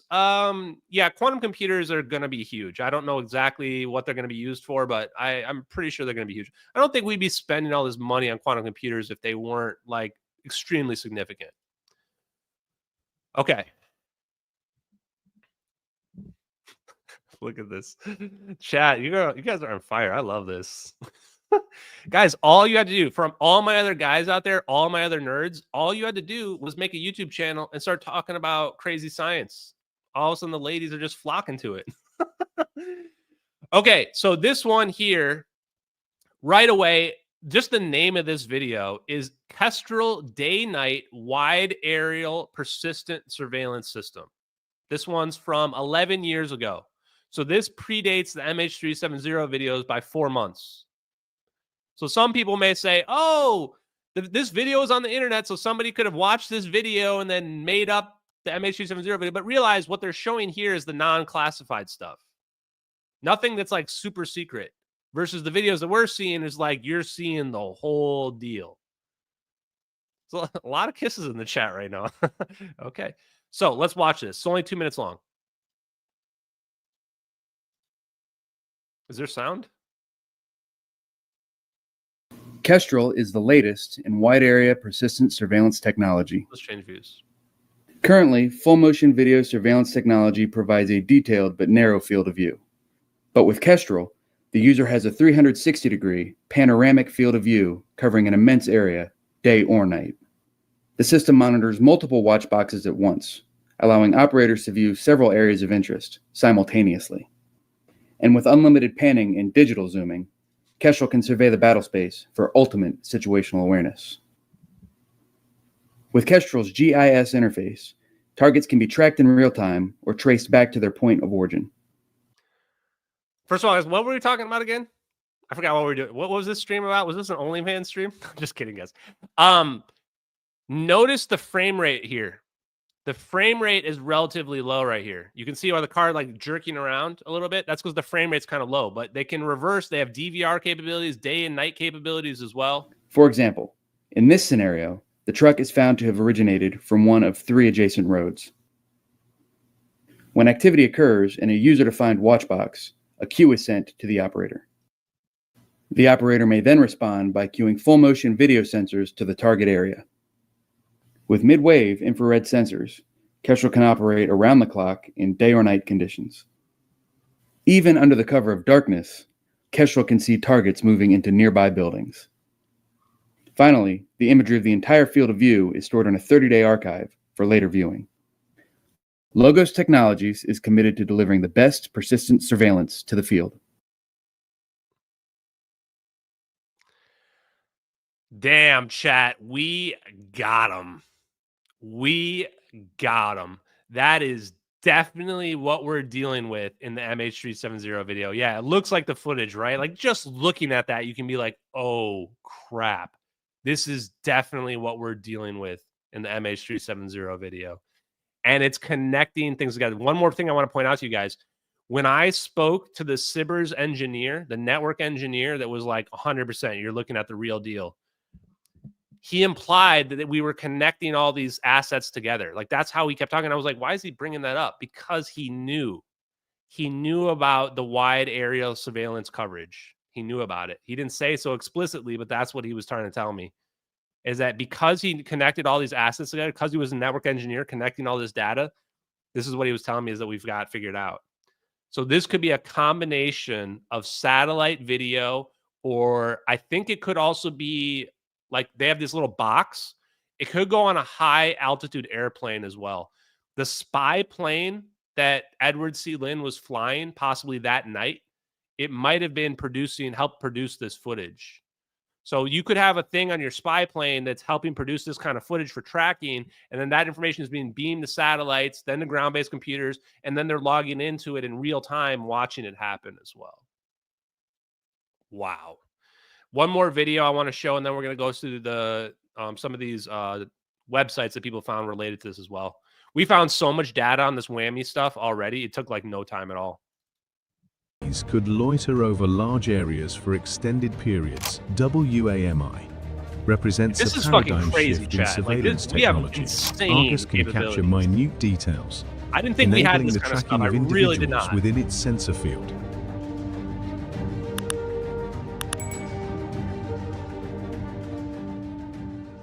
We've all seen spy satellites in movies, those black-budget, all-seeing eyes floating in space, capable of finding and tracking a vehicle by its license plate anywhere on Earth within seconds. This cinematic mystique, however, often diverges significantly from reality. See, right there. So right off the bat, right? Like this was already what we had figured out is that everybody talking about, oh, why don't the clouds move? Why isn't the satellite moving faster? These people are idiots that don't understand satellite capabilities. They don't understand surveillance capabilities at all. And it's not to blame them. The reason why they don't understand it is that surveillance capabilities are the most classified things next to nuclear weapons and apparently plasma orbs that teleport planes. It's super secret. You're not allowed to speak about any of these capabilities. This is why people have no idea about our surveillance systems. This is why when Donald Trump posted the picture from the satellite, people thought it was fake. They didn't understand like adaptive optics. They didn't understand a lot of the principles that allow for what we have for our surveillance satellite capabilities today. Oh, wow. Some more donations. Let's see. You should pull a Terrence Howard and start directly challenging the scientific mathematics community by doing math live. If he can rustle feathers. Oh, I have been. They're terrified of me. The PhD physicists are terrified of me because there's nothing they can say. Like people love to correct people. They love correcting people. So when you say something that's wrong, you'll have 1 million people in your replies correcting you. When I sit there and talk about 0-point energy, there's nobody correcting me. The people that have tried, a couple PhD physicists have tried, and I've just embarrassed them. They've said, like, oh, there's no energy there to give. And then I say, what about Richard Feynman when he says there's enough energy in this cup, in the empty space in this cup to vaporize all the Earth's oceans? Richard Feynman, Nobel Prize winner, Manhattan Project. He knows a little bit about physics. Then they just silence up. And they say, well, there's a lot of energy, but you can't extract it. And I go, Robert Forward, 1984, showed that you can extract it. Any amount of work that can be done by like the Casimir effect. That's work. That's energy. That can be extracted. And they say you can't perpetually extract it. And I go, well, now you've admitted that there's a huge amount of energy. You've admitted that we can extract it. And now it's just an engineering challenge in how you perpetually extract it. And I say the answer is plasma. Plasma is the answer. Something that's malleable. Let me see what else we got here. Quantum community will make BTC insecure. Yeah, honestly, I'm not excited about crypto. I'm not excited about gold. I think the crypto community will come up with a way to get around the issue of quantum computing and free energy. But I think that with stuff like gold and scarce resources, I think they're screwed. Oh, why is it close? Mainstream science indicates that light does not need a medium. This is bullshit. Yeah, that's 100% bullshit. Every wave needs a medium. It's so simple. There are no waves without a medium. The whole point of a wave is a medium. Sound wave travels through air. Water ripples travel through water. Electromagnetic waves, also known as light, photons, travel through space, which is just a medium. It's not empty. It's got 0-point energy in there. That's how it works. It's crazy that this is even controversial. It's so simple. All waves require a medium. They're like, all waves except for electromagnetic waves in space. Like, come on, man.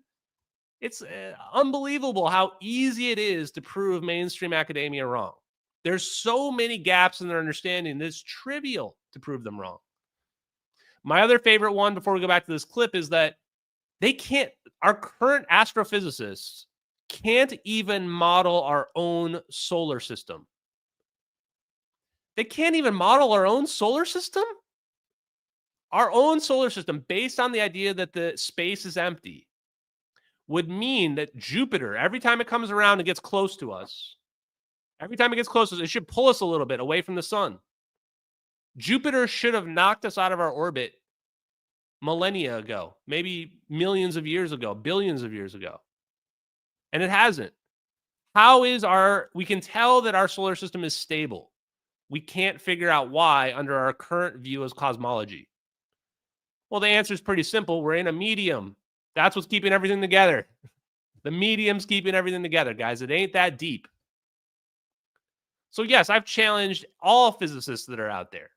They're mostly terrified to talk to me because they're going to come at me from a perspective of authority.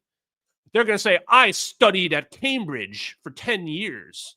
And then I went and became a professor emeritus at University of San Diego or some crap like that. And I'm going to go, I don't give a shit about any of that. Why didn't you tell me where energy comes from?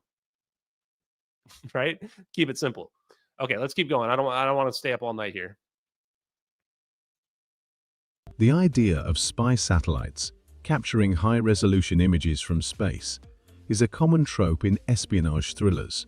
However, the reality of orbiting satellites presents significant challenges. Imagine trying to observe an object the size of a small car from a distance of up to 2,000 kilometers, about 1,200 miles, away through a telescope, all while moving at a speed of 7.5 kilometers per second.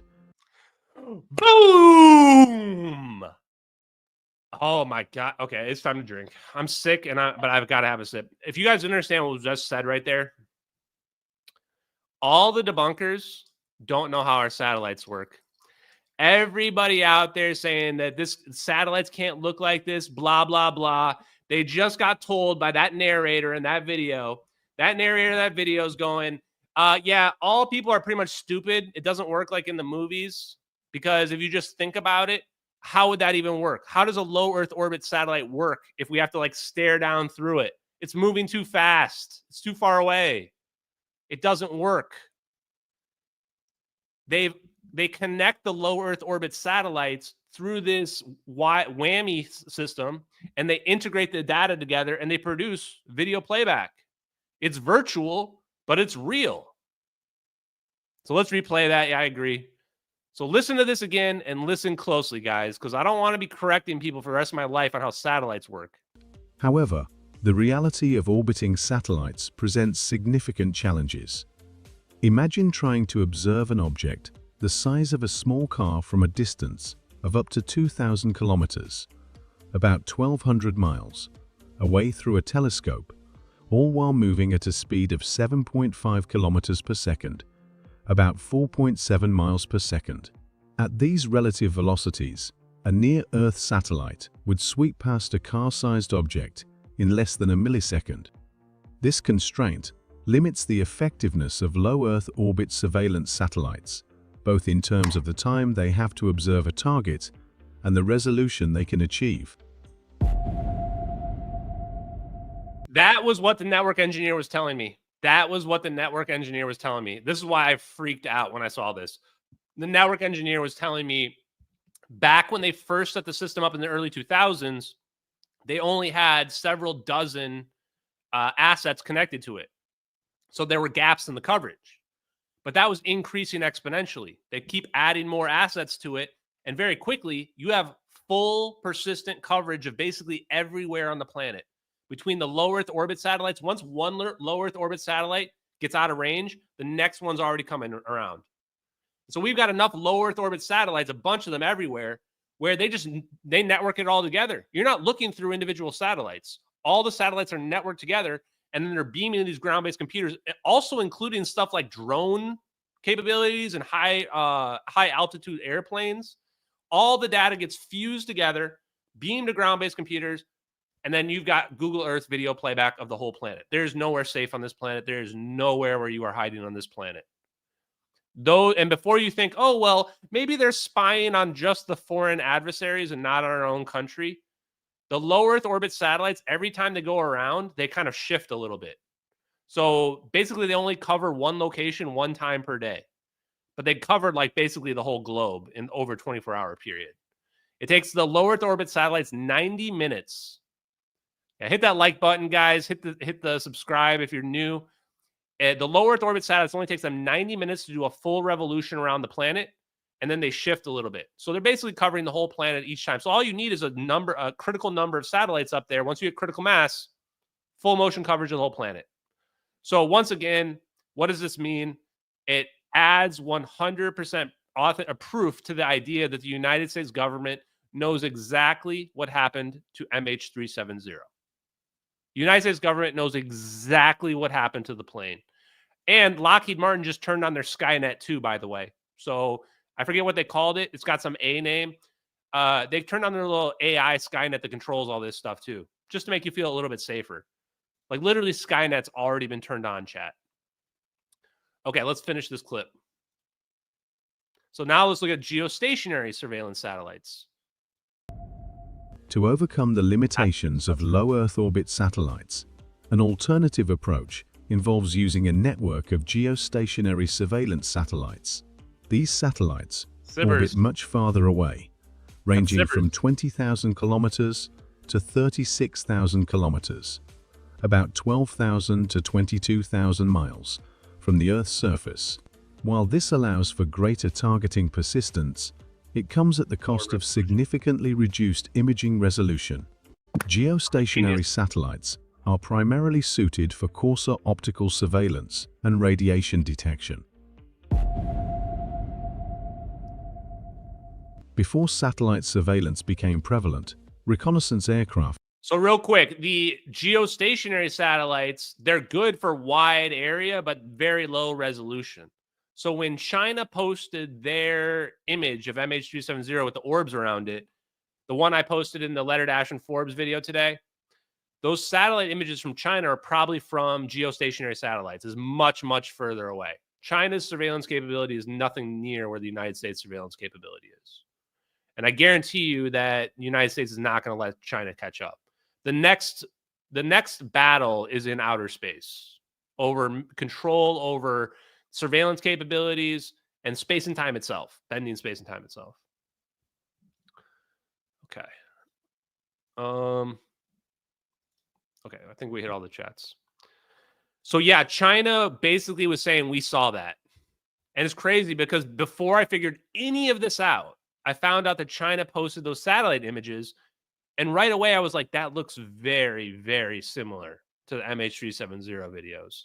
And I went, I think I'm the only person on the planet Earth that speculated that was spycraft. That was China telling the United States, we saw what you did.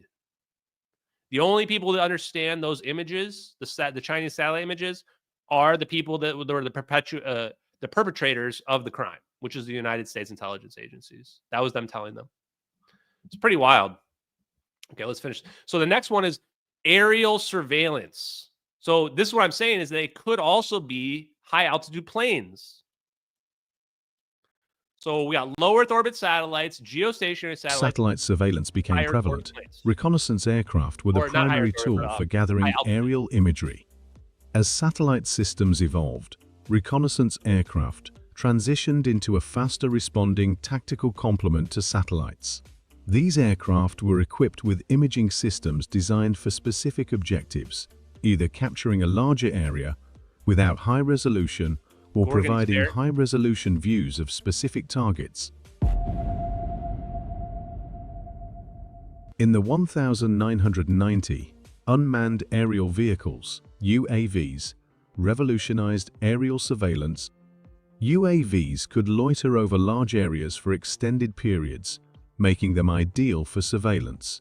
The combination of UAVs with advancements in aerial imaging technology led to a capability that surpassed cinematic portrayals, the ability to observe every event within an entire city in real time. Wide Area Motion Imagery, WAMI, represents a paradigm shift in surveillance technology. WAMI systems use panoramic optics paired with dense imaging sensors to capture extensive areas in high detail. Instead of focusing solely on high-resolution targets, WAMI employs change detection algorithms to identify and store only the regions where changes occur within the surveyed area. Wow. The part about only storing where changes happen. I want to show you guys something. This might be the absolute detail that is the backbreaker. This might be the backbreaking detail. Debunkers, or I think not necessarily just debunkers, but many people pointed out in this video that right after the zap happens, look at how focused the screen looks right now. The clouds are kind of a little bit blurry here, especially the ones right next to this airplane. Like, look at the clouds right to the right of the airplane. They look kind of out of focus. The moment the zap happens, it looks like it goes into higher detail. All of a sudden, it looks a little bit more detailed. You can actually see a tiny little hole in the right cloud in this middle set of clouds right there. I wonder if that imagery that we were just listening to, I'll play it again, where it says it stores changes, that when this happened, that system kicked in and that system said, oh, I just saw a change, and it saved it. And that's why you see a slightly higher bit of high quality right after the zap happens. The zap occurs, the system detects the zap, it detects a change happened right there. And then it has higher resolution capability. Let's play that again. You tell me what your opinions are. I want to know what you guys think. WAMI represents a paradigm shift in surveillance technology. WAMI systems use panoramic optics paired with dense imaging sensors to capture extensive areas in high detail. Instead of focusing solely on high-resolution targets, WAMI employs change detection algorithms to identify and store only the regions where changes occur within the surveyed area. Chat, we are winning. We are winning. My God, this is exactly what the footage is. Constant Hawk, initiated in 2001 by the U.S. Department of Energy, was a pioneering WAMI system. It employed CMOS image sensors to capture visible and infrared light intensity. At an altitude of 20,000 feet, Constant Hawk surveyed a circular area on the ground with a radius of approximately 96 kilometers, about 60 miles, capturing details as small as 14 inches. By focusing on change detection and real-time analysis, it became an essential tool in combating enemy threats and IADs in Iraq and Afghanistan. Oh my. Argus? How much shit is Argus, there? Developed by DARPA and BAE Systems, Argus takes the concept of WAMI even further. With a wait, 1.8... Wait, hold on. Let's just pause.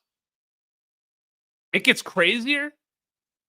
We went from WAMI footage to now WAMI footage, WWAMI, and then we went to Constant Hawk, and all of these were looking for change detection, and then we went to Argus, which is a DARPA project, which takes the technology even further than that. So we've gone from wide aerial surveillance that can integrate multiple sources of data, and now we're like doing relatively low resolution data at certain points to have more information, and then it can actually find changes that are happening in real time and focus in on them. Wow, this is crazy. I don't even know what the name of this video is. Somebody sent this in our Discord. Wow. Gigapixel imaging sensor developed by focusing on change detection and real-time analysis. It became an essential tool in combating enemy threats and IADs in Iraq and Afghanistan. Jesus.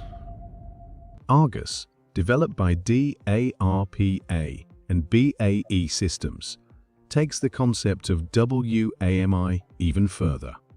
With a 1.8 gigapixel imaging sensor derived from smartphone technology, Argus can capture minute details, enabling the tracking of individuals within its sensor field. By employing change detection and real-time tracking, Argus can provide a comprehensive understanding of patterns of life and behavior in the observed area. The evolution of CMOS imaging sensors has been a driving force behind the development of WAMI technology. Okay, bro, when I look at this, here, where's that image? Force behind the development of When I look at this, people are like, do you think they're really tracking every plane in the sky? I think you're an idiot if you don't realize they 100% are tracking every airplane in the sky. Yes. Every airplane on planet Earth is being tracked by the United States military. And it's not like there's an individual dude sitting in front of the computer tracking it. There's AI tracking it. This is all being managed by AI. This is not single people behind computers. What you're seeing right here is AI doing all this. Look at what they're doing here. They're not just tracking every plane in the sky. They're tracking every car on the ground.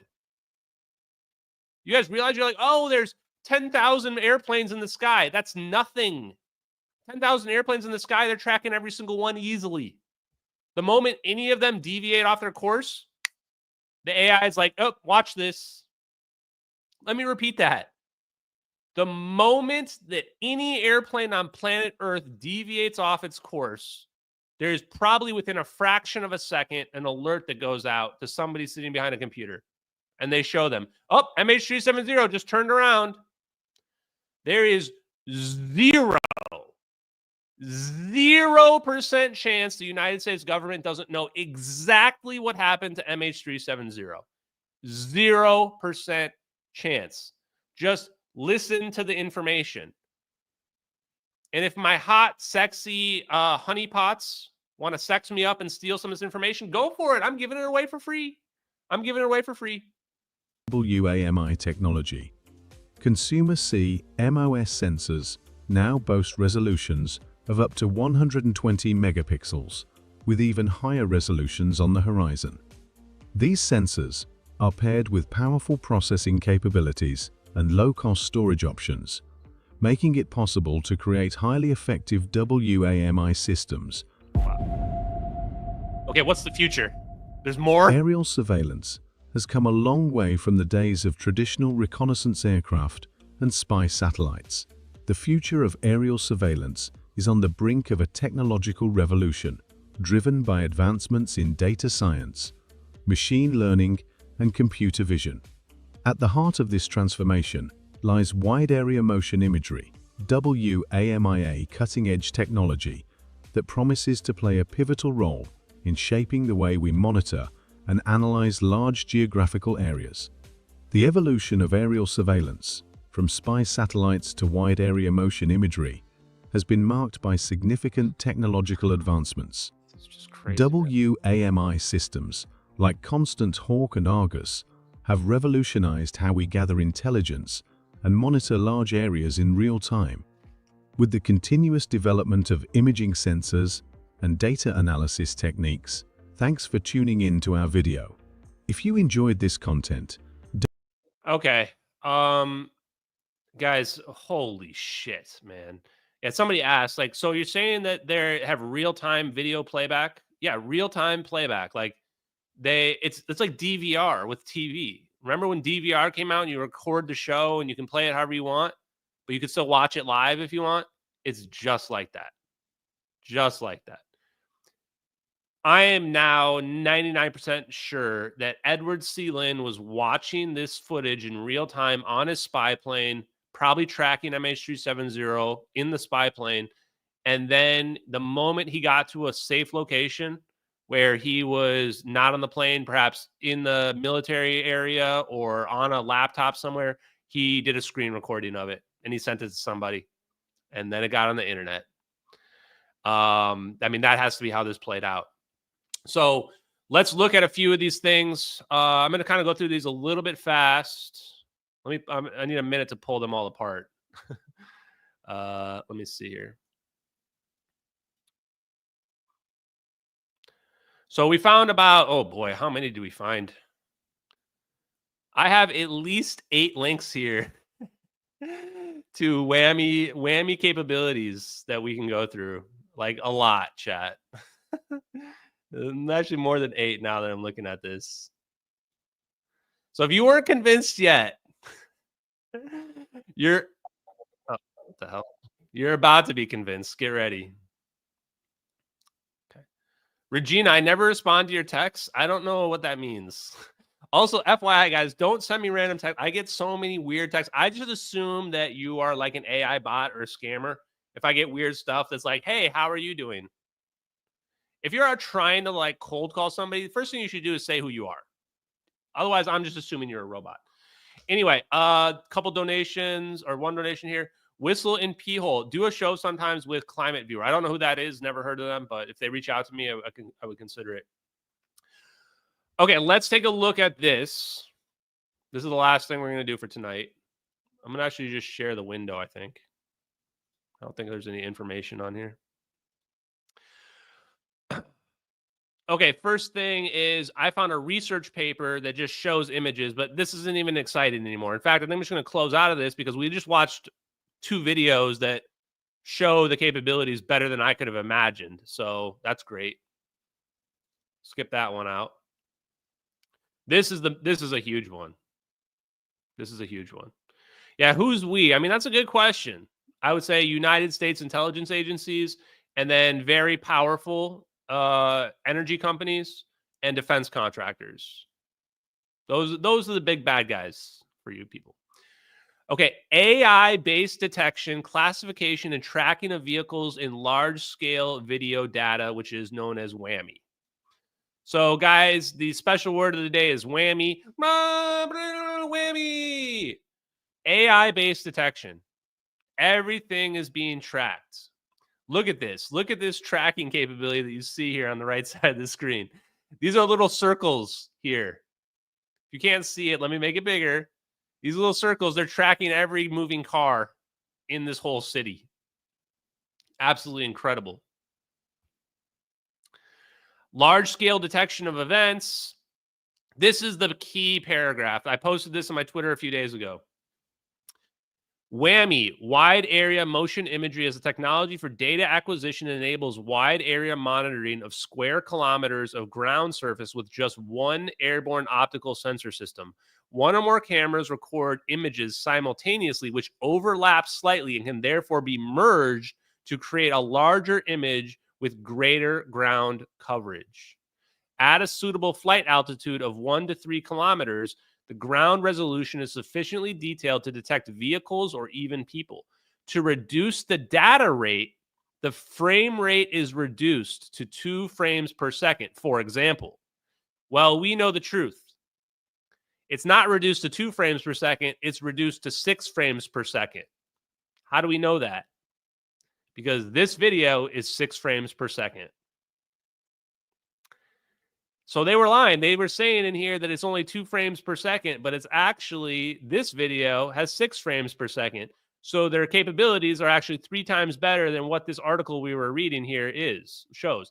Now, this is the stone cold nail in the coffin. 100% the videos are real. If somebody was making a fake video, they wouldn't make it 6 frames per second. They would have no basis to even understand to make it 6 frames per second. The reason why this is a 6 frames per second video is because this is a 100% real military video that is pulling data from multiple systems simultaneously, generating a computer rendered image. And it's such a wide field of view that it needs to lower the frame rate. If this was somebody faking this video on a very small screen, this would be a much higher frame rate. It would be 24 frames or 30 frames or 60 frames per second. It would not be 6 frames per second. The fact that this is 6 frames per second is absolute proof we're looking at a real video here. The only person that would ever even thought to make the video, a satellite video like that, be 3 frames or 6 frames per second is somebody that knows the real capabilities of the system. And you're reading it right here. Says it right there in ink. Says it right there. To reduce the data rate, the frame rate is reduced to 2 frames per second as an example. I literally deduced to this capability a year ago. You can probably find my podcast that I talked about this. I haven't talked about it much recently, but I said that literally the reason why the frame rate is so low is because it's a computer-generated image using a wide area view. And this means that there's so much data that you have to reduce the frame rate. And I came to that conclusion because I read a comment that presented that argument, and I went, yeah, that's actually makes a lot of sense.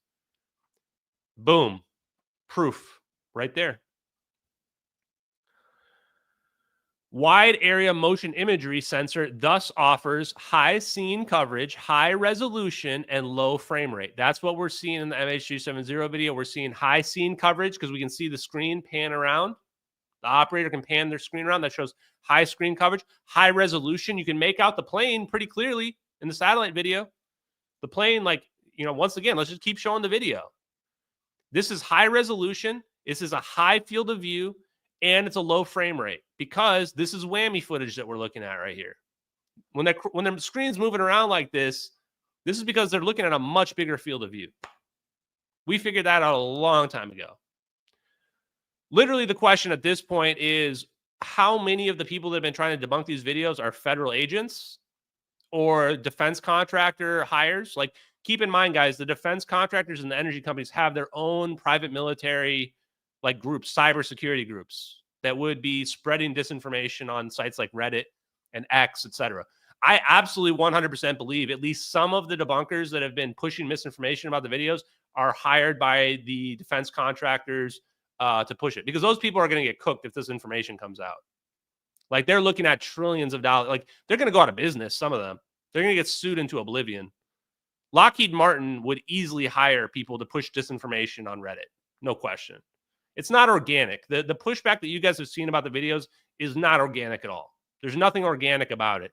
These people aren't just like justice warriors trying to get the truth for the families. None of them have ever been trying to solve the case. They've all had nefarious intentions from the very beginning. Some of them just hate me because their lives are a lie, and I've been telling them their lives are a lie, and they're wrong, and they hate being proven wrong. Some of them are that, absolutely. But some of them are 100% agents, feds, or people that are hired by defense contractors and not technically feds. Because look at what we're looking at right here. It's just undeniable proof. Absolutely undeniable proof the videos are real. There is no story of those videos being fake that fits, that works. It's real capabilities that nobody knew about. Heck, most of you guys watching this right now had no idea how our satellite systems worked, even though this data was on the internet. The corridor crew, those morons who tried to debunk the videos, they're just complete idiots.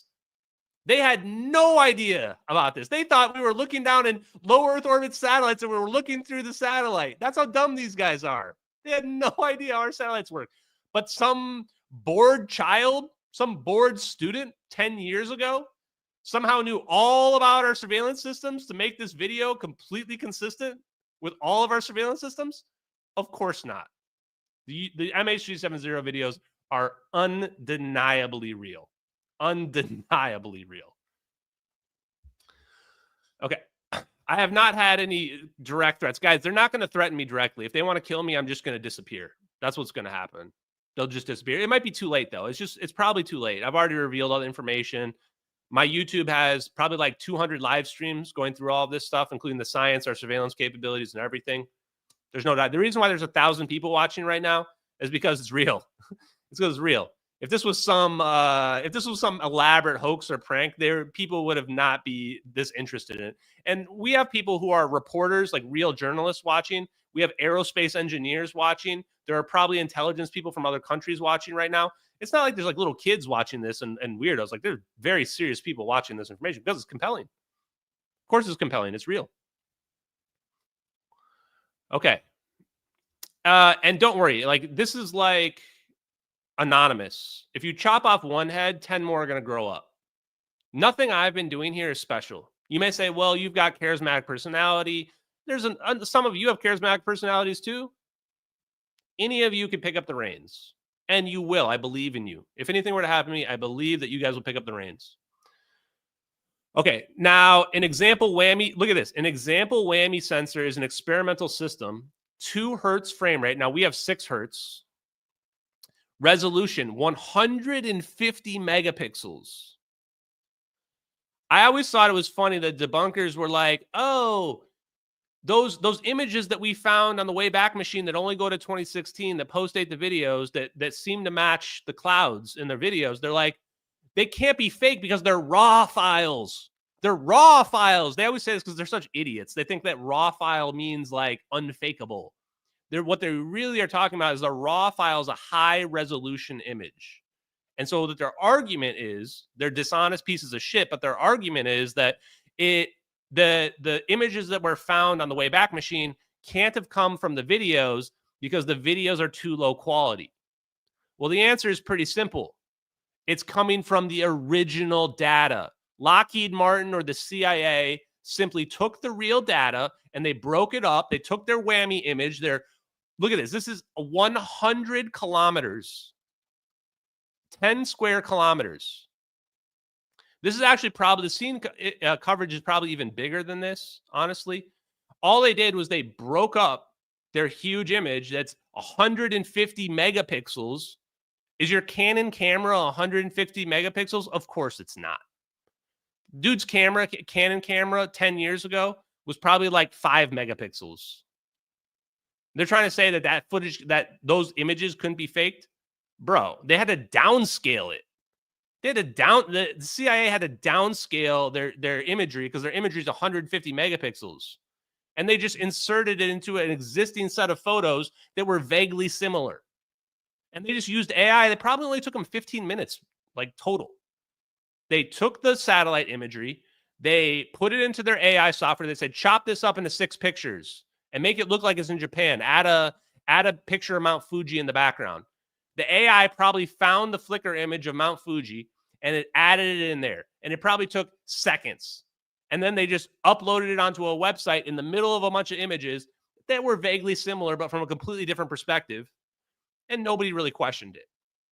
And they had it out there so that if these videos ever got popular, they could give it to debunkers and all the retard debunkers would go, oh, these are exactly the same. This must have come from here then. Instead of thinking like, well, maybe it was the opposite.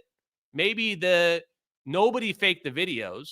Maybe it wasn't that somebody took these images that are on the internet and made the videos, because you can't go back in time and the images on the internet only go to 2016, but the videos are from 2014.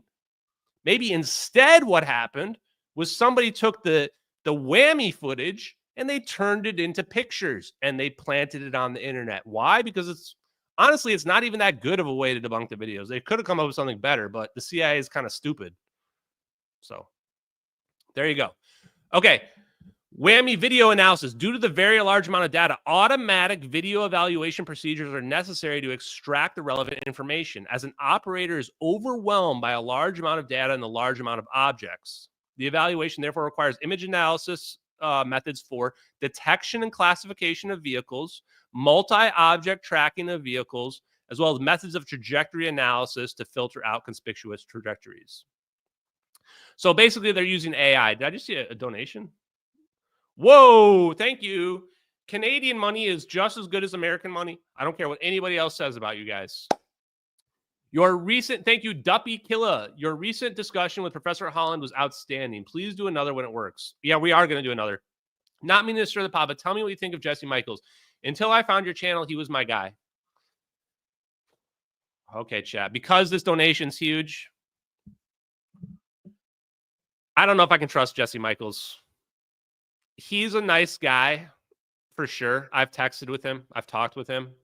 I don't think he's ever going to have me on his show to interview because he's too buddy-buddy with all the woke disclosure disinformation people. And some of those people absolutely are avoiding certain topics like Lou Elizondo does with 0 Point Energy. But some of the other ones are just dumbasses, like the Matt Pines guy or whatever. He's just an idiot, honestly. Like, he thinks he's really smart, but he really doesn't know anything. And he's clear that he's being groomed for like the next Lou Elizondo kind of situation or something like that. I don't like any of the people that he generally associates with, that Jesse Michaels associates with. And I think the feeling is probably mutual, is that they don't like me either. And the reality is I'm right and they're all wrong. That's the hard truth. That's going to be the reality of it.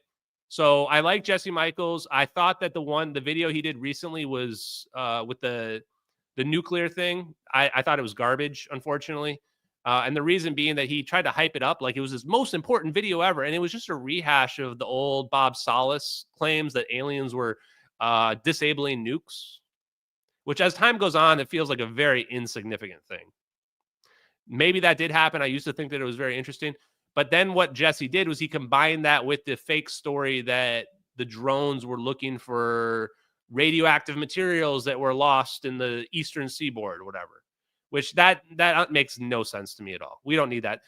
We just listen to our surveillance capabilities right there. We don't need drones to find radioactive materials. I'm sure our satellites can pick that stuff up from orbit. So the fact that Jesse Michaels ran with that, I thought kind of discredited him a little bit because it just doesn't, he hyped it up. It ended up being kind of nonsense. But I still like Jesse. I think he's a good guy. I had a lot of hope for him to figure this stuff out because he's somebody that understands the history. And there's three aspects, as I always say, guys, is that you need to understand electrical engineering. Tesla was right. You need to understand physics and zero-point energy. Eric Davis and Hal Puthoff and all their papers about zero-point energy. And then the third thing is you need to understand the history of this going way back. And Jesse is a history guy. You guys don't have no idea how many scientific papers I sent Jesse Michaels. I'm like, you are interviewing Hal Puthoff and you haven't ever read one of his papers? He's never read a Hal Puthoff paper before, and he's interviewing the guy. I'm like, bro, start with gravity as a 0-point fluctuation force. The answers are all right there. So I don't know. I think Jesse will end up getting there, but I don't have high hopes. We'll see. I don't believe in IQ, for the record. There's a lot of people. I don't know how many people on Twitter are like, my IQ is 180 or 140 or whatever. No, I think that intelligence is a mixture of raw ability and like street smarts. Street smarts is kind of how I explain it. Like learning as you go. Like you get smarter as you learn. Nobody has a ceiling. You can learn how the world works. And this is my biggest advice for people that want to be smarter. Try to understand how everything works. Like when you go work at a new job, you have to get trained up on the job. And you learn like, oh, I need to talk to this person to do this. And when I do my report over here, I needed to go through these processes. When I try to understand something, I try to look at it from that perspective, as if like I was going to be in that job and I'm going to try to understand how that job works. Like I think of like, how does this CIA operate? Who talks to who and how do things flow up and down? That's what we want to try to understand. Try to understand exactly how everything works. And that's what we do on these live streams, where we dig through this information and try to understand how this stuff works. That's how you get smart. That's how you become intelligent. And essentially what that means is that it doesn't matter what your IQ is. You can always get smarter. That's what I want to leave you guys with, is that you can always get smarter. Okay, let's look back at a few more of these clips, or a few more of these things that we found here. Applications. Okay, I want to see. Okay, I think this one's fine. We got that. Okay, Argus. Autonomous real-time ground ubiquitous imaging. Well, that sounds spicy.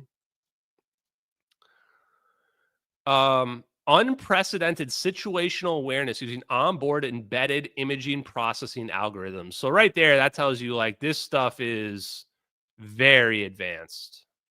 Very advanced. Why did the astronaut break up with gravity? Because he just couldn't let it go. I love it. Dad jokes, everybody. $2 more for the ScarJo clone. Wisson P-hole. Thank you very much. I appreciate it. Appreciate it. Let's see. So threats facing the U.S. require persistent surveillance over areas of operations and of interest. So again, guys, what's going on with the MH370 videos? It's an operation. It's an operation. That's why they're recording. This is an operation. They use this wide-scale imaging for operation. Look at this. This says they can even get up to 10 frames per second, 10 hertz right here. Hertz is equivalent to frames per second, right?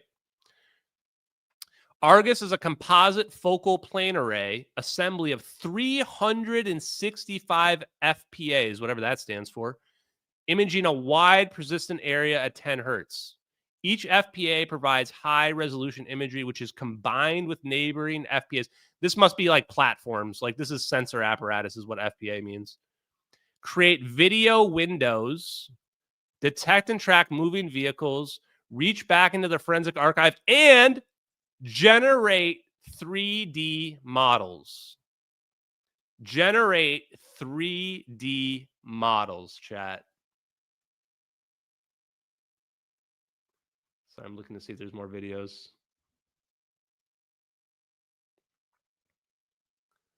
Oh, wow. We got more videos. Okay, in that case, I'm going to skip through this, and then we're going to watch a couple more of these videos before we close out. We Are the Change has just been cooking. My goodness, man. So why is 3D models important? Get ready for it. Get ready to have your mind blown, everybody. The first upload of the MH370 video, 3D. It was 3D. This is the 3D side by side, laid over each other. You can actually use 3D glasses, and you can watch this in 3D. This video is literally 3D.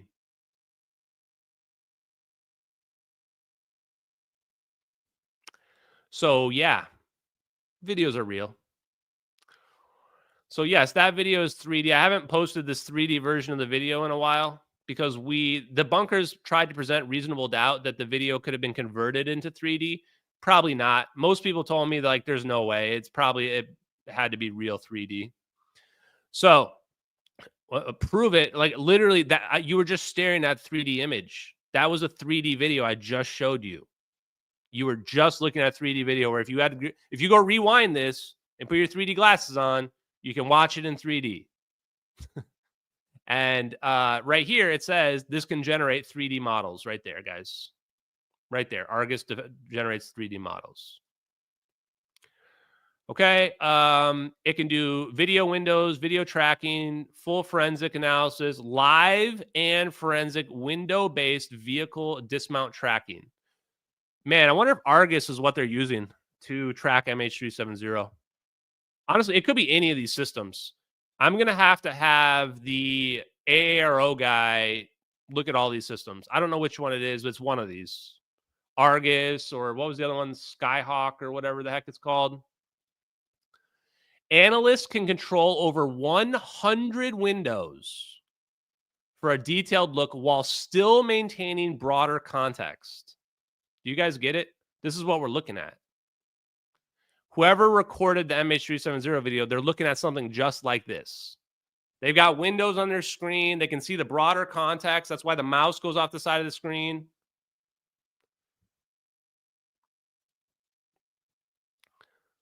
Bro, there's the Arrow guy, like 100%, like was told not to talk to me. Like they must be panicking, dude. Like we literally exposed MH370. We exposed the operation. And they must be freaking out because they thought nobody would realize the videos were real. And eventually we did. And now what do? There's nothing they can do. All the information's out there. All the live streams are out there. All this stuff is out there. Yeah, the big question would be when Argus was finally turned on, because really at this point, it's just a matter of like which system was recording MH370. Which one was it?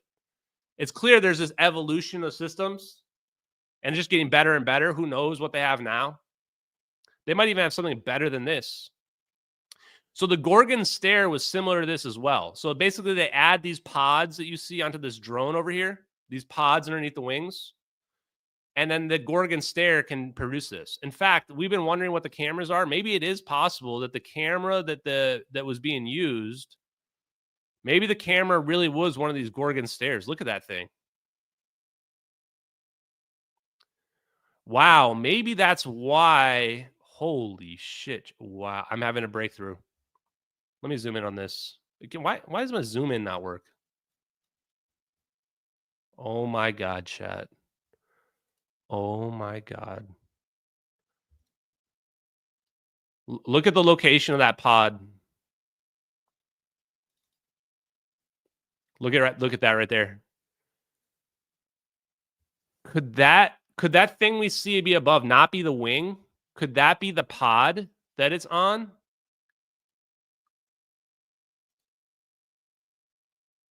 Could that explain why we see the angle that we do?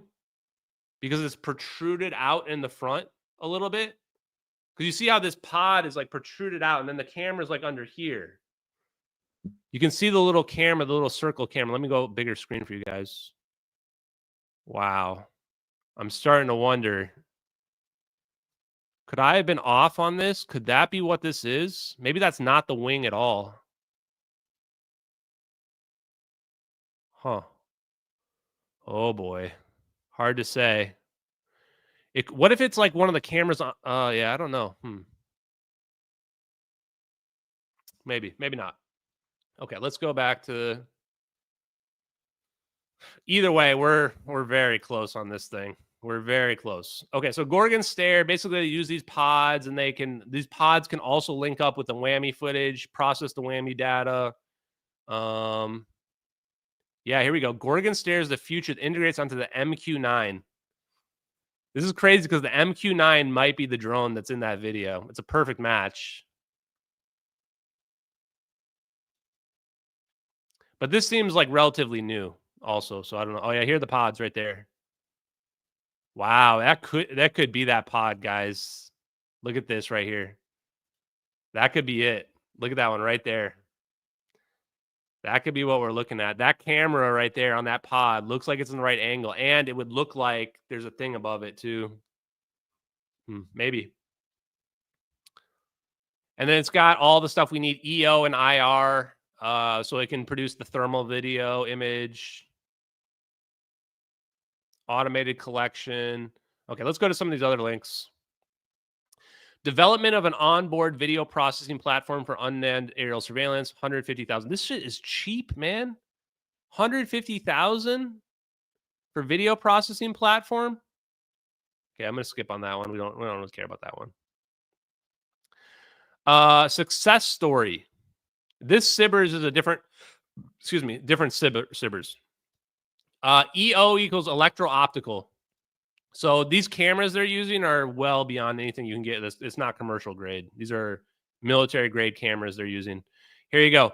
Sensors used by the Navy have the ability to cover large areas at high resolution and very high volume of imagery. Storage has been a challenge, blah, blah, blah. Logos designed an innovative imagery compression system. That was that Logos video we watched at the beginning. So basically, this connects that footage to the Navy right here. Right here, look at this, NavAir right there. NavAir is the Navy. In fact, I think one of Salvatore Pais's I think it was the PowerPoint presentations was NavAir related, right? I think it's connected to NavAir. So now we can connect directly this WAMI footage to the Navy, and Edward C. Lynn was a military member in the Navy as well. We've basically got them dead to rights now. We've got them dead to rights. We know exactly the kind of footage that was used in the videos. The footage is used by the Navy, and the Navy, and Edward C. Lynn was working in the Navy and went to prison for 9 years, even after a plea deal, because he leaked this footage. He leaked that footage. Let's take a look at this. Sibbers, Heo. Does this talk about WAMI? Oh, wow.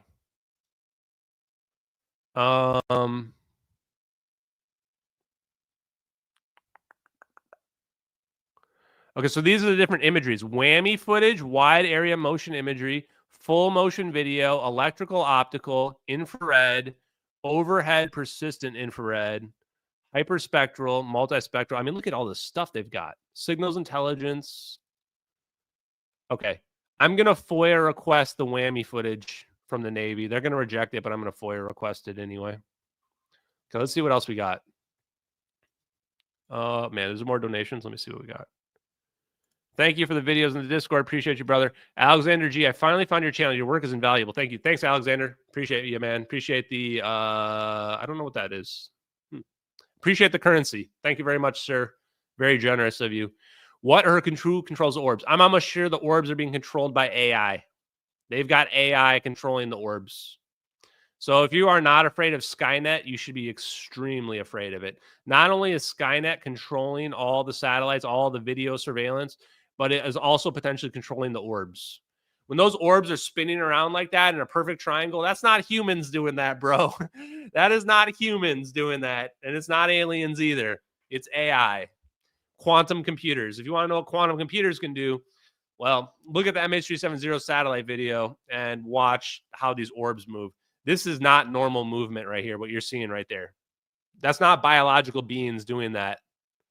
You know how difficult that would be to pull that off? Even the Blue Angels can't do that. That is, and that's them practicing. Like that right there is AI managing that. Almost 100% sure. And it tells us that the military has AI that's much more advanced than what the public understands too. Okay. This one, Gorgon Stare, in its final form, Argus had 1.8 billion pixels, enough imaging power to spot an object 6 inches wide from an altitude of 25,000 feet in a frame twice the width of Manhattan. in a frame twice the width of Manhattan. You guys understand how big that is? That's why when we're talking about how wide the screen is, it's huge. They've got a cursor somewhere. That's the coordinates. When we look at the coordinates in the satellite video, it's not the plane.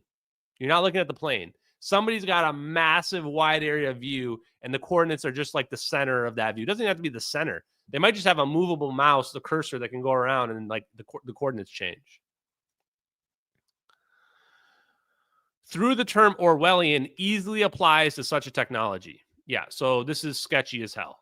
Like, guys, they are seeing everything that we do on the ground. Everything that is happening is being caught, and AI is literally managing. Do you guys understand why Elon doesn't speak about this? Elon knows about these capabilities, and he has NDAs that he can't speak about the capabilities. Elon knows. In fact, at this point, I'm pretty sure he knows about zero-point energy as well. Yeah, Elon knows the videos are real, and it's the fact that when Elon was asked about the videos, he dodged the question entirely. That speaks volumes. In fact, it might have been a message to me saying, I know it's real, I just can't say anything. Because Elon is a very smart guy. Elon Musk is a very smart individual. So if he comes out and says, and the Hodge twins ask him, hey, Elon, what do you think about these videos? And Elon's response is, if I saw any aliens, I would talk about it. And then they respond, they're like, he's not saying it's aliens, though. Yeah, because Elon knows. He can't talk about surveillance capabilities. Okay, what is wide area motion imagery? Optical intelligence, surveillance and reconnaissance, data gathering, day and night. So again, those videos are nighttime as well. The other thing that people don't realize is that the MH370 videos are both at nighttime, almost in pitch black. And when you look at it, my favorite was when people literally just say the dumbest stuff. They're like, well, I see light on the clouds. It's like, yes, just because something's white doesn't mean it's light. And so normally when people say that, I say, what direction do you think the sun is shining? You can look at those clouds. You can very, very easily tell there's no directional sunlight on the clouds. There's no directional sunlight on these clouds. You can just look at them. If you disagree, we can tell the plane's moving to the east right here. So where do you think the sun is? Just point out where you think the sun is. The reason why nobody answers that question is because there is no directional sunlight on any of these clouds. Some of the clouds would be lit up if there was, when they're not. So like right here, for example, in the bottom right, the part that's gray here is not because there's no directional sunlight, because that would mean that the sun must be coming from the east. But then you see this other cloud right above it, and if the sun was coming from the east, this cloud should be more illuminated. And it's not. It's not being occluded on the east. So literally, you can just look at it, you can tell there's no directional sunlight. This also proves that this is not a picture of clouds from an airplane. Proves it beyond any doubt. Not that we needed more proof, but the fact that there's no directional light on the image tells us it's not daytime. So the people that are claiming that a guy named Jonas DeRoe took this picture outside of an airplane while flying into Narita, sorry, this proves that not to be the case. There is no directional light on this. He was landing on that plane when the sun was coming down. Rises in the east and sets in the west. That's how the sun works. So if these were still images from somebody taking pictures outside of an airplane, we should see directional sunlight coming from the west. There is no directional sunlight coming from the west in these images. Boom! Debunkers just got destroyed. Not that they needed to get any more destroyed. Their lives are a lie, and they're 100% wrong about the videos. I have absolutely wrecked them. And just to remember, I am going to destroy your life when the videos end up being real. Don't forget that. So, let's see.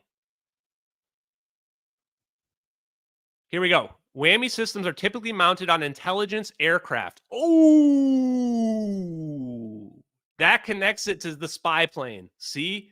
The spy planes might have these cameras on them.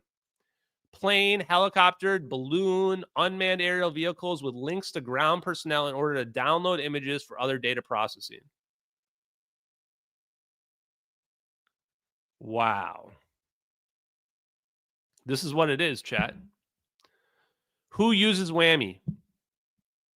Law enforcement, city utility, disaster recovery. Where's the military? Military uses this as well, obviously. Oh, yeah, here it is. To date, growth in WAMI systems has been used by Department of Defense branches, particularly the U.S. Army. However, it's assumed that near personnel, potential adversaries of the U.S., including Russia and China, are attempting to mirror or go beyond the DoD's capabilities. Makes sense. This is why they can't talk about it, guys. This is why they can't talk about this footage, because China and Russia are also trying to figure it out. Jeff, thank you for that donation. I appreciate you. Do these government freaks want singularity with AI? Maybe. I already told you guys, if I'm able to upload my brain to the cloud or whatever, I'm going to be like the first person to do it. And I'm like going to control the planet with my super AI capabilities. So if we don't ban thinking machines, well, whatever. I'm just going to become a thinking machine, I guess. Hey, if you can't beat them, join them, chat. If you can't beat them, join them. I'm personally seeing artificial ball lightning plasma experiments at Fort Hood in 2011. SSJ Matthew J. U.S. Army retired. DARPA had been playing with it in Texas for a while. Yahtzee chat, yeah! Artificial ball lightning. Fort Hood in 2011. Thank you, SSJ Matthew J. U.S. Army retired. Thank you for your service. Thank you for sharing that information with us as well. Yeah, drink to that, chat. Of course, they were working this ball lightning stuff. This plasma drone UFO stuff, this is exactly what a lot of this UFOs people are seeing are. It's advanced DARPA projects based on ball lightning. We're calling them exotic vacuum objects. I'll get it signed off by John DeSouza. I am planning on interviewing him for Hard Truths. Of course I am. Guy gave me the best shout out ever. And John and I will just geek out on the deep state pieces of shit, making these orbs of plasma and their failed blue beam, whatever they're doing, alien invasion crap. That's off the table. So if the intelligence communities are listening, your blue beam crap, the alien invasion crap, that's done. We've blown that whole plan to pieces. That plan's never going to work anymore. We've woken up way too many people to what kind of technology we have that's out there. And we know you guys have been playing with this plasma orbs for a long time. What I do want to know now is, when was the point that they figured out that you can jam these plasma orbs together and teleport an object? That's what I want to figure out, because that part is wild. Like, when did they figure out? Okay, they figured out the plasma balls. That's one thing, right? Okay, you got a cool plasma ball. It's floating around the sky. When were they like, okay, put 3 of them in a triangle formation, have the AI make the triangle formation, and then zap them together? Like, did Sal Pais figure this out? What if Sal figured that out? Sal Pais is obviously connected to this in some way. Like, obviously. I don't quite understand his connection. I thought maybe he made the orbs. I believe him when he said he didn't. Maybe he's the one that figured out, okay, we've got the exotic vacuum object. Jam them together. You'll break the Schwinger limit. Boom. Now you've got a wormhole. Heck, if he figured that out, that would be crazy. That would be crazy. Okay, let's go back to this. Getting tired here. Oh, man. I was going to only do a short stream tonight, guys. And look at us go now. We're already 2.5 hours into this thing. Okay, challenges, technical improvements, legal implications. Yeah, legal implications. You guys think the government cares about legal implications? No. These people are so far above the law, they don't give a crap. Whoa! Whoa, Matt, Scott, holy crap, thank you. Yo, chill out on the super chats, guys, but thank you very much. Ash, I really thought the videos were nonsense. I watched every debunker and agreed with them. I watched all your videos with the critic analysis and sincerely apologize. I love your videos and your lives and your podcast. Keep hurting their feelings and rock on, mofo. Brother, thank you so much, Matt. Thank you so much. Or Mark, sorry. Thank you, Mark. Mark Scott. Oh, my God. Mark, thank you so much, man. Means a lot. And yes, I know this is absolutely insane to believe. I thought so too. I was just in this to solve the mystery of an airplane. That's all I wanted to do at the beginning of this. And then I realized, holy crap, if these videos are real, what does this mean? And then we tried to figure out, okay, how can this science and technology actually be real? How can our surveillance system be real? And the more you dig into it, the more you're like, oh, wow, it's just all out there in the open. Ball lightning, super secret spy surveillance systems, literally breaking the laws of physics as the mainstream understands them. But all the papers that explain how it's possible are all out in the open. The issue has always been an us problem, an us understanding the universe in its correct way. And if we do that, then we get all of this technology that's really just sitting there waiting for the taking. So, Mark, thank you once again. Massive donation. Much respect. And I love when people are able to come to new opinions based on new information. So many people are afraid that if they're proven wrong, that it reflects on them as a person. I tell you what, being wrong is how you grow as a human. You think I haven't been wrong before? I've been wrong a lot. I might have been wrong about the whole Sibber system thing. We have to learn that we shouldn't be ashamed of being wrong. Being wrong is how we grow. It's how we learn. Like when people play video games and they get mad, they're stuck in this mindset. If I didn't win, I'm not good. I'm not useful or whatever. No, when you lose, you learn how to play better. That's how the world works, man. So thank you very much, Mark. I appreciate you.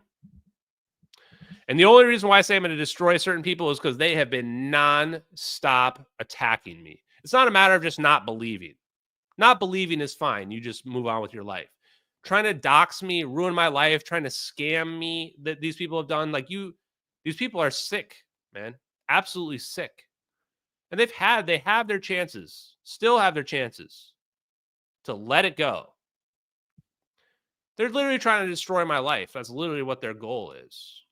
So for those people trying to do that, the people that have millions of subscribers on YouTube who are making up lies about me, those are the people who are going to get it back. Not the people on the ground level.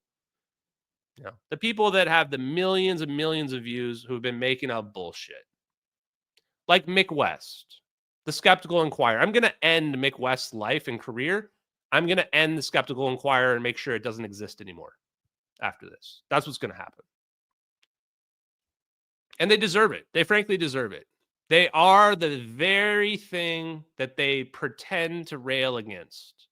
They are the purveyors of misinformation and disinformation that pretend to be sitting on a pedestal trying to help out the dum-dums to understand, to weed out the real stuff from the misinformation. They are the Skeptical Inquirer, the people like Mick West. They are the problem. And he doesn't even realize it. Mick West legitimately does not even realize that he's the problem. In his mind, he's the main character. In his mind, he's protecting everybody else that's lesser than him, that he's so smart, that he needs to show these people that it's just flares. There's nothing abnormal in the world. He's the big savior in his mind. That's mental illness. That's literally mental illness. Not all mental illness is sitting on a corner, sucking your thumb, preaching about the satanic rituals and whatever crap, right? Mental illness can come in a form where you think you are some morally superior person that has to save everybody else. That's also mental illness. And frankly, that needs to go away forever. The type of people that are the debunker people, that they think they're morally superior, that they know better than other people when they really don't, that needs to disappear from Earth forever. That's the only way we're going to get to a planet where we can have this technology without destroying ourselves, truthfully. Okay. Where are we at with this? Okay, so anything else on this? So legal issues. And then I'm not even going to bother with Wikipedia because Wikipedia is garbage. And I think we've already learned basically everything that we need to learn from it. But there's another Wikipedia point. And this actually pointed out Constant Hawk and Gorgon Stare and Argus here as well. So I probably will check those out later. But at this point, we know what's going on with these videos. Now, let's close down and cool down with a couple other videos about these systems, some short videos. I don't know about the Iranians, but I'm pretty sure you can blame anything on Iran today and people will believe it. So there was 2 fake passengers that were Iranian that were on board the plane. It would not surprise me they were part of the operation. I mean, that's pretty damn weird. There's 2 random Iranians on the plane using fake passports, fake identities. I mean, there's no way to prove it, but it's pretty damn weird. If I was the United States government, I would have blamed Iran. That's a better story than like, oh, it just went to some Remote spot in the ocean. Never going to find it. Sorry. Like, what? So dumb. I would have just been like, yeah, the Iranians stole it and they flew it to one of their secret locations and we're never going to find it. I would have just said something like that. Okay. Last couple of videos. Okay, which of these are good? I've got like 6 videos here. Let's look at... Oh, here's Argus. Let's watch this one. This is the next generation of surveillance. For the first... Okay, how long is this? Okay, it's only 4 minutes. Of surveillance. For the first time, we actually have permission from the government to show the basic capabilities. Wow. I think I remember seeing this video. I think this video is a couple years old. I think we watched this a long time ago. And this video, I think, is from 2021, if I remember correctly. Maybe I might be wrong. So what they're saying right here is that we just got permission to show this information. So this had not been shown before. I think this is the one that shows like the whole city. It is important for the public to know that some of this... Whoa, this one's red. I don't know what currency this is or how much money this is, but it must be a lot because that's a red color. Thank you very much, sir. Are the mystery drones Black Project or aliens? I would say there's almost no chance it's aliens. It's almost certainly Black Projects. Now, most of the drones that people were seeing were airplanes, but some of them could have been real. The ones that are real are almost certainly Black Project drones. Almost certainly, in my opinion. But I didn't actually see very many videos that were that compelling. So, you know, it could have also just been mass hysteria, but I do think something was happening. My opinion is something was happening, and it was not aliens. It was Black Projects that we were seeing. If it was aliens, I think they would have made a message to us, or they would have, you know, done some crop circle thing or something. I don't know. So, but the people want you to think it's aliens because if you think it's aliens, then you're not looking into the science like we've been doing. And we find out, like, no doubt we have this technology. No doubt we have it.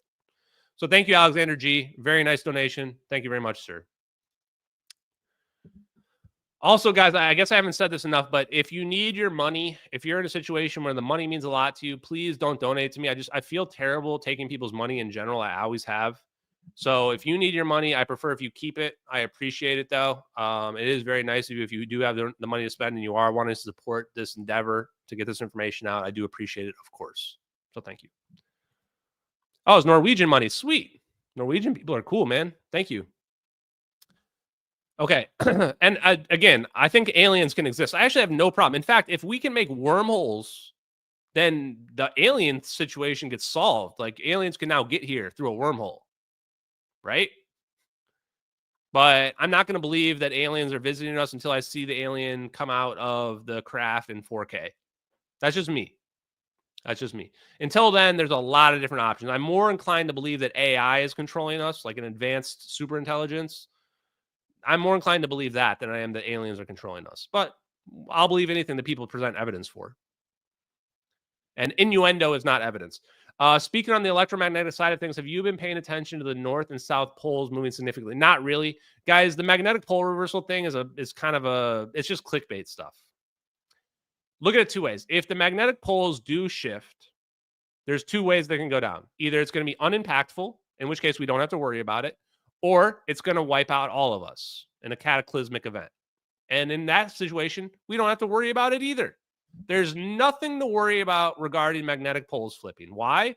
Because either we're going to get wiped out and we can do nothing about it, or we're not going to get wiped out and there's nothing to worry about. That's why, like, people always link me the sun weatherman guy, who he doesn't really like me. I don't really like him either. His shit's garbage. It's nonsense. This idea of like being freaked out by coronal flares, it's all fear-mongering garbage. It's fear-mongering. It's like the lowest common denominator, fear-mongering garbage. Oh, a solar flare is going to hit us and wipe us all out. No, it's not. It's literally never happened. And if it does happen, there's nothing we can do about it. Why would you freak out about something like that? You should be much more concerned about super weapons that can destroy the entire planet in an instant if the wrong person gets access to it. That's a much higher risk than the magnetic poles reversing and wiping us all out. And in the geological timescales, the probability that would happen during any of our lifetimes is astronomically low, even if it did happen to. So, end of the day, I just don't see the reason to be worried about it. Doesn't make any sense. It does seem like a good way to sell disaster recovery supplies or prepper supplies to people. And I'm going to guess that that's what those people are doing, is that they're fear-mongering you so that you buy prepper supplies and make them money. That's probably what it's really all about, honestly. That's my true, honest opinion. And again, I have nothing against people that do that, right? Like, I don't even have anything against grifting. Everybody has to make money to live on this world. They do. Absolutely. Do whatever you got to do to make money, man. All the best to you. Jack, what was the Carrington event then? I don't know much about the Carrington event. Honestly, I don't know. It was a mass extinction or something. I don't know. Part of the problem is stuff that was really old. I think the Carrington event was a long time ago as well. We don't have good documentation for it. So a lot of it becomes mythologized. People make up these stories about what it was. They speculate. It's hard to say. But once again, it doesn't matter either way. Like literally no matter what, it doesn't matter. Either we get wiped out or we don't get wiped out. Either way, you shouldn't worry about it. There's nothing you can do about it. Don't worry about anything that you cannot control. If you can't control it, don't worry about it. You're just wasting energy on something that you have no ability to change. Simple as that. That's the answer. Okay. Where was our Argus video? Sorry, guys. I want to finish this up because I need to go to sleep. Capabilities exist. Engineer Yanis Antoniadis designed the new sensor known as Argus. With 1.8 billion pixels, it's the world's highest resolution camera. Argus fits inside this pod that attaches to the belly of a UAV. But because much of the work is classified, we can't see the sensor itself. Because we are not allowed to expose. The sensor itself is classified, so the camera that we're looking at might be a classified sensor. Wow. Some of the pieces that make up the sensors, so you get to look at pretty plastic curtains. Also known as wide area persistent stare, Argus is the equivalent of having up to 100 predators look at an area the size of a medium-sized city at once. This image was taken 17,500 feet above Quantico, Virginia, and covers 15 square miles. This whole image is at a very, very fine resolution. So if we wanted to know what is going on in any spot along this image, say near this building at this intersection, we can generate a moving image that shows what's going on in the area. Simply by touching this is what they're using. This is what Edward Sealand was using, is some software similar to what you just saw there. You have a wide field of view. You can make a smaller window, and then his mouse goes off the window. Wow. Wow. Hold on. Holy shit. Wait. He was screen recording the window. Oh my fucking God. Hold on. Hold on. Do we have proof? Hold on. So he pulls up the window. Generate a moving image. Wow. Wow. Wow. Wow. Oh my God. Oh my fucking God. Where's the video?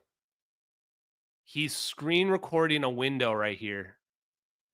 What if he set his screen recording to the window? Guys, wait for it. I'm going to scroll back. Watch this. Watch this. So look at the cursor, right? Watch the cursor here. Cursor's in the bottom left. Now the cursor is going to the top right. It goes off the screen.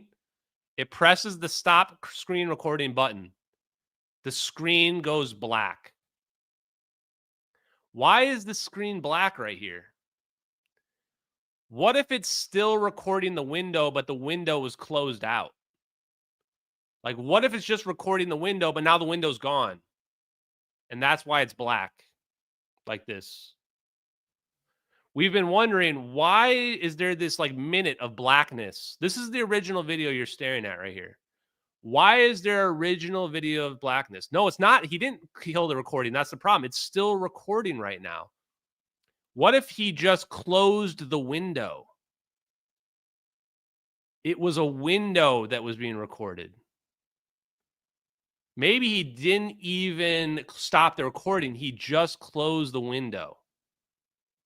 The same way where with my StreamYard right now, I'm switching through the screens. And if I click the wrong one, I bring this one up. What's going on. Wow, man. I think he just closed the window and then it goes black, or minimized it, maybe something like that, right? Brainstorm. Okay, if you guys have any thoughts on that, then put it in our Discord. I'll give you guys a link to the Discord as well. That might be a major breakthrough. People were wondering, why is there this minute of black? Yeah, these videos are 1,000% real, guys. No question, no doubt. 1,000% real. 1,000% real. I don't think moving the window to another monitor would work.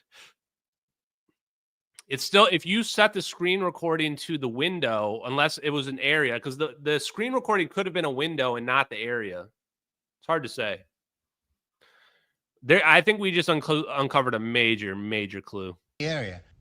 Simply by touching the screen, Antoniades has opened up a window showing a detailed area, while still maintaining the broader context. And everything that is a moving object is being automatically tracked. The color boxes represent that the computer has recognized the moving objects. You can see individuals crossing the street. You can see individuals walking in parking lots. There's actually enough resolution to be able to see the people waving their arms or walking around, what kind of clothes they wear. And you could pick the location of where you produce these images anywhere in the entire field of view. Antoniades can open up to 65 windows at once and can see objects as small as 6 inches on the ground. From even 17,500 feet, the white thing that you see flying around is a bird. Argus streams live to the ground. They can see birds. Chat, they can see birds flying around. Stores everything. 1 million terabytes of video a day, which is the equivalent of 5,000 hours of high-definition footage. So you can go back and say, I would like to see what happened at this particular location 3 days, 2 hours, 4 minutes ago, and it would actually show you exactly what happened as if you were watching it live. To create the world's highest definition camera, Antoniades needed to design a new imaging chip.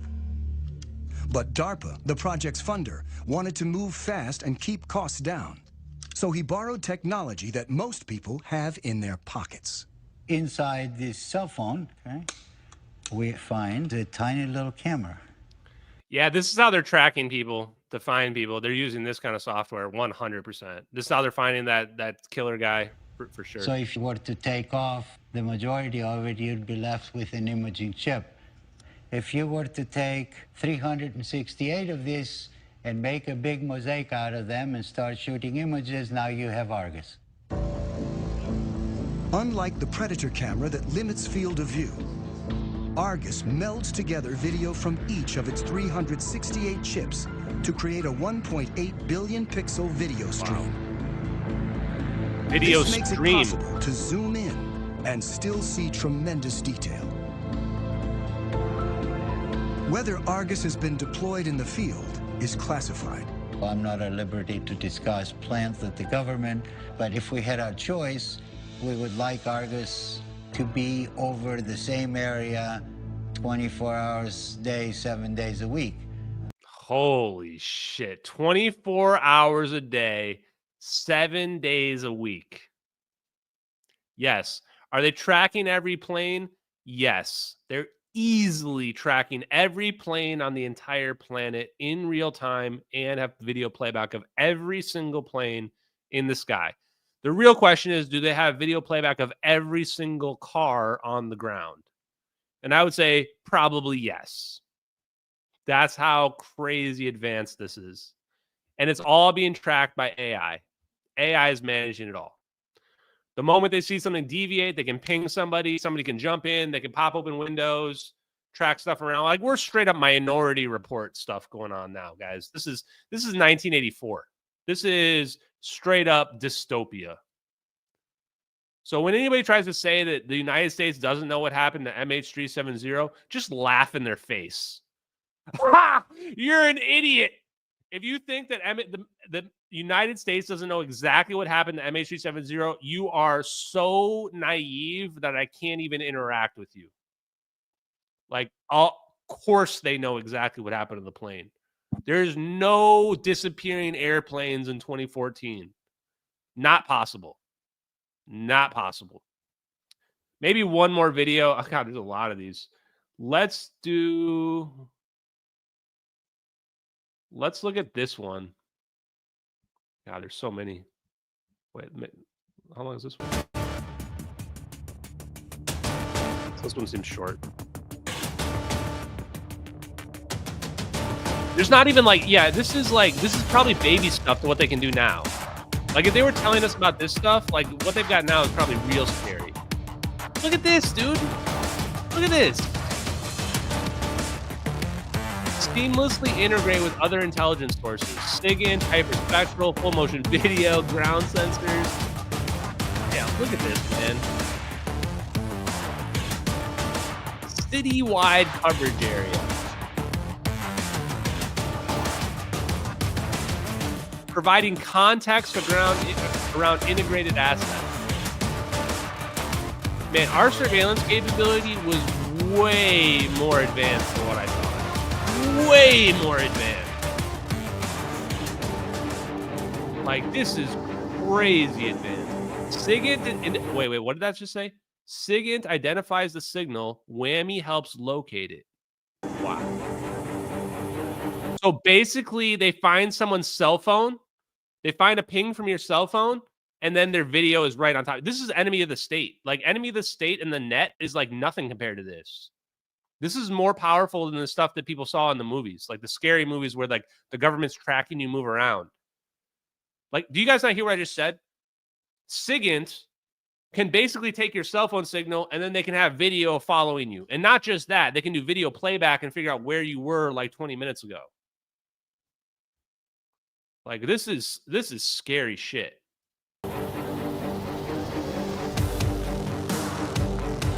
WAMI records big picture and full motion video in a small area. So exactly. So what they were doing is they had the person recording, Edward C. Lynn or whatever, they had the big view that was low resolution. They clicked in, open a window, and now they're looking at it in high resolution. Like, Jesus Christ, dude. This is scary, bro.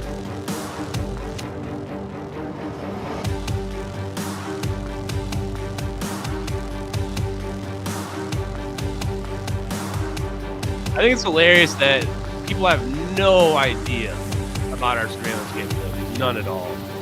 They think we're looking through satellites. People think it's like the 80s, like the 70s. We're looking through specific satellites. Wow. Create new areas or reassign areas in seconds? Holy crap, man. You would easily be able to see an airplane with one of these views. Easily. Airplane is massive, and it's in the air as well. Day and night. There you go. EO. So you see at nighttime, in daytime, it's color, right? And then nighttime, it's like black and white, like this. Or like, not necessarily black and white, but probably like what we see in the MH370 video. Detects, tracks, and records activity within a coverage area day and night.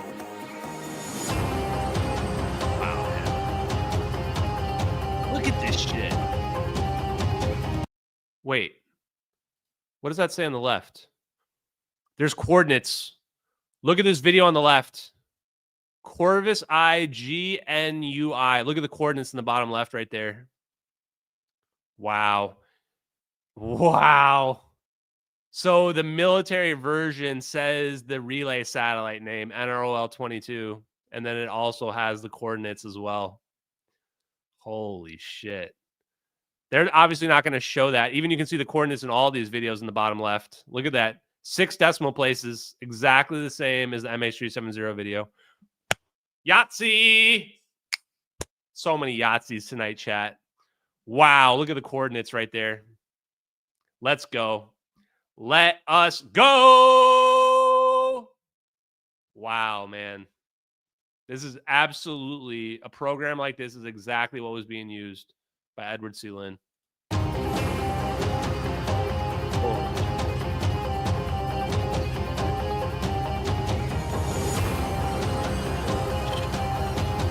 I'm just like, it's crazy to think this is all actually, like, I've been saying it's real. I know it's real, but it's another thing to just like see it, you know, like, wow.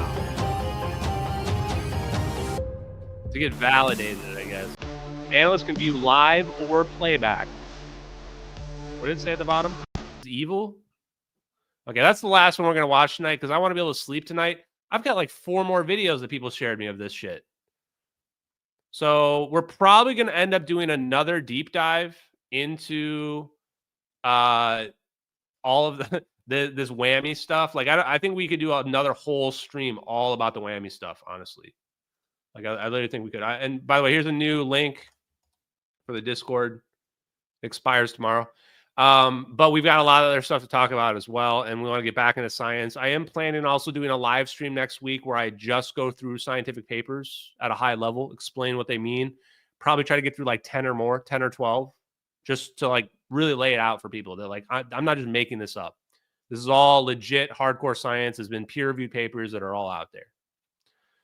Oh my God. Okay. Enough donations for today, guys. Thank you very much. My God. Holy crap. Andy. Thank you, man. Wow. Warp drive, wormholes, teleportations, EVOs, plasma orbs. ZPE is real and exists.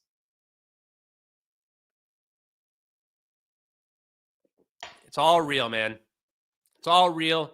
We've got the government dead to rights.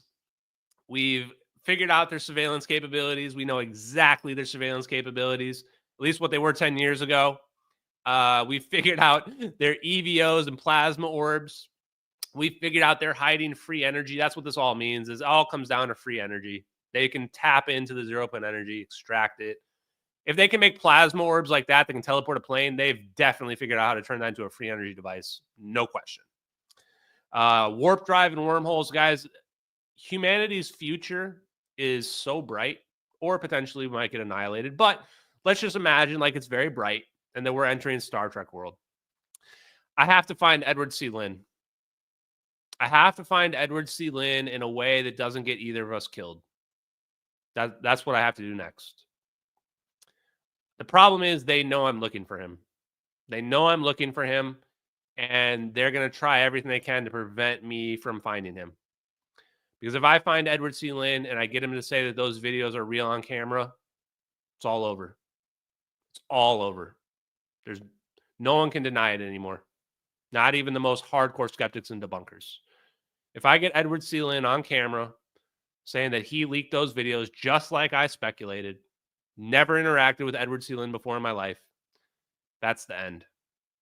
That's the end. No one can deny that we have this technology. No one can deny the videos are real. No one can deny what we did to MH370. I have to find a way to find him. Okay, guys. Yeah, that's an uncut sheet of War of the Spark magic cards. I don't really play magic cards anymore, but looks damn good, chat.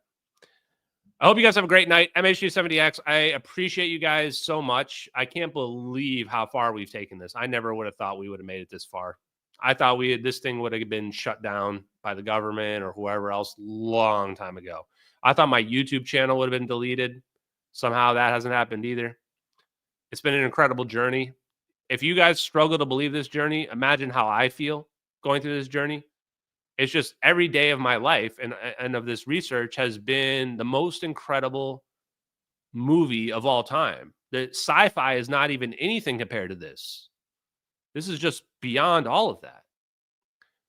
Anyway, I'm going to get some rest, guys. You all have a great night. Love you all, MH370X. Peace out, and let's play out one of our favorites for tonight. It's S-Beers, chat. Sentinel of the Night. Remember to check out, if you want to get one of the t-shirts, check that out. I'll put a link in the description, and I'll put it in our Discord as well.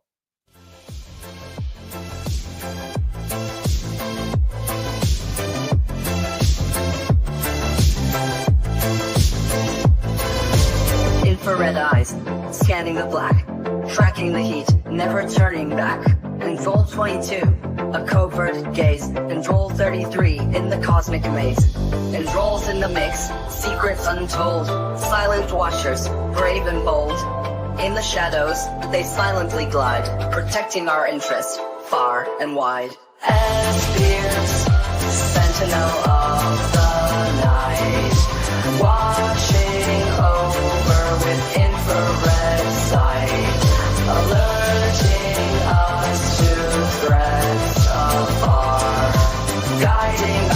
defenses like a guiding star. In the silence of space, they keep their post. Shields unseen, yet feared the most. With precision and speed, they warn of danger, keeping us safe from the missile's anger. As beers, sentinel of the night, watching over with infrared sight, alerting us to threats afar, guiding our defenses like a guiding star. And roles in the mix, secrets untold, silent watchers, brave and bold. In the shadows, they silently glide, protecting our interest far and wide. As beers, sentinel of the night, watching over with infrared sight, alerting us to threats afar, guiding our defenses like a guiding star. As beers, sentinel of the night, watching over with infrared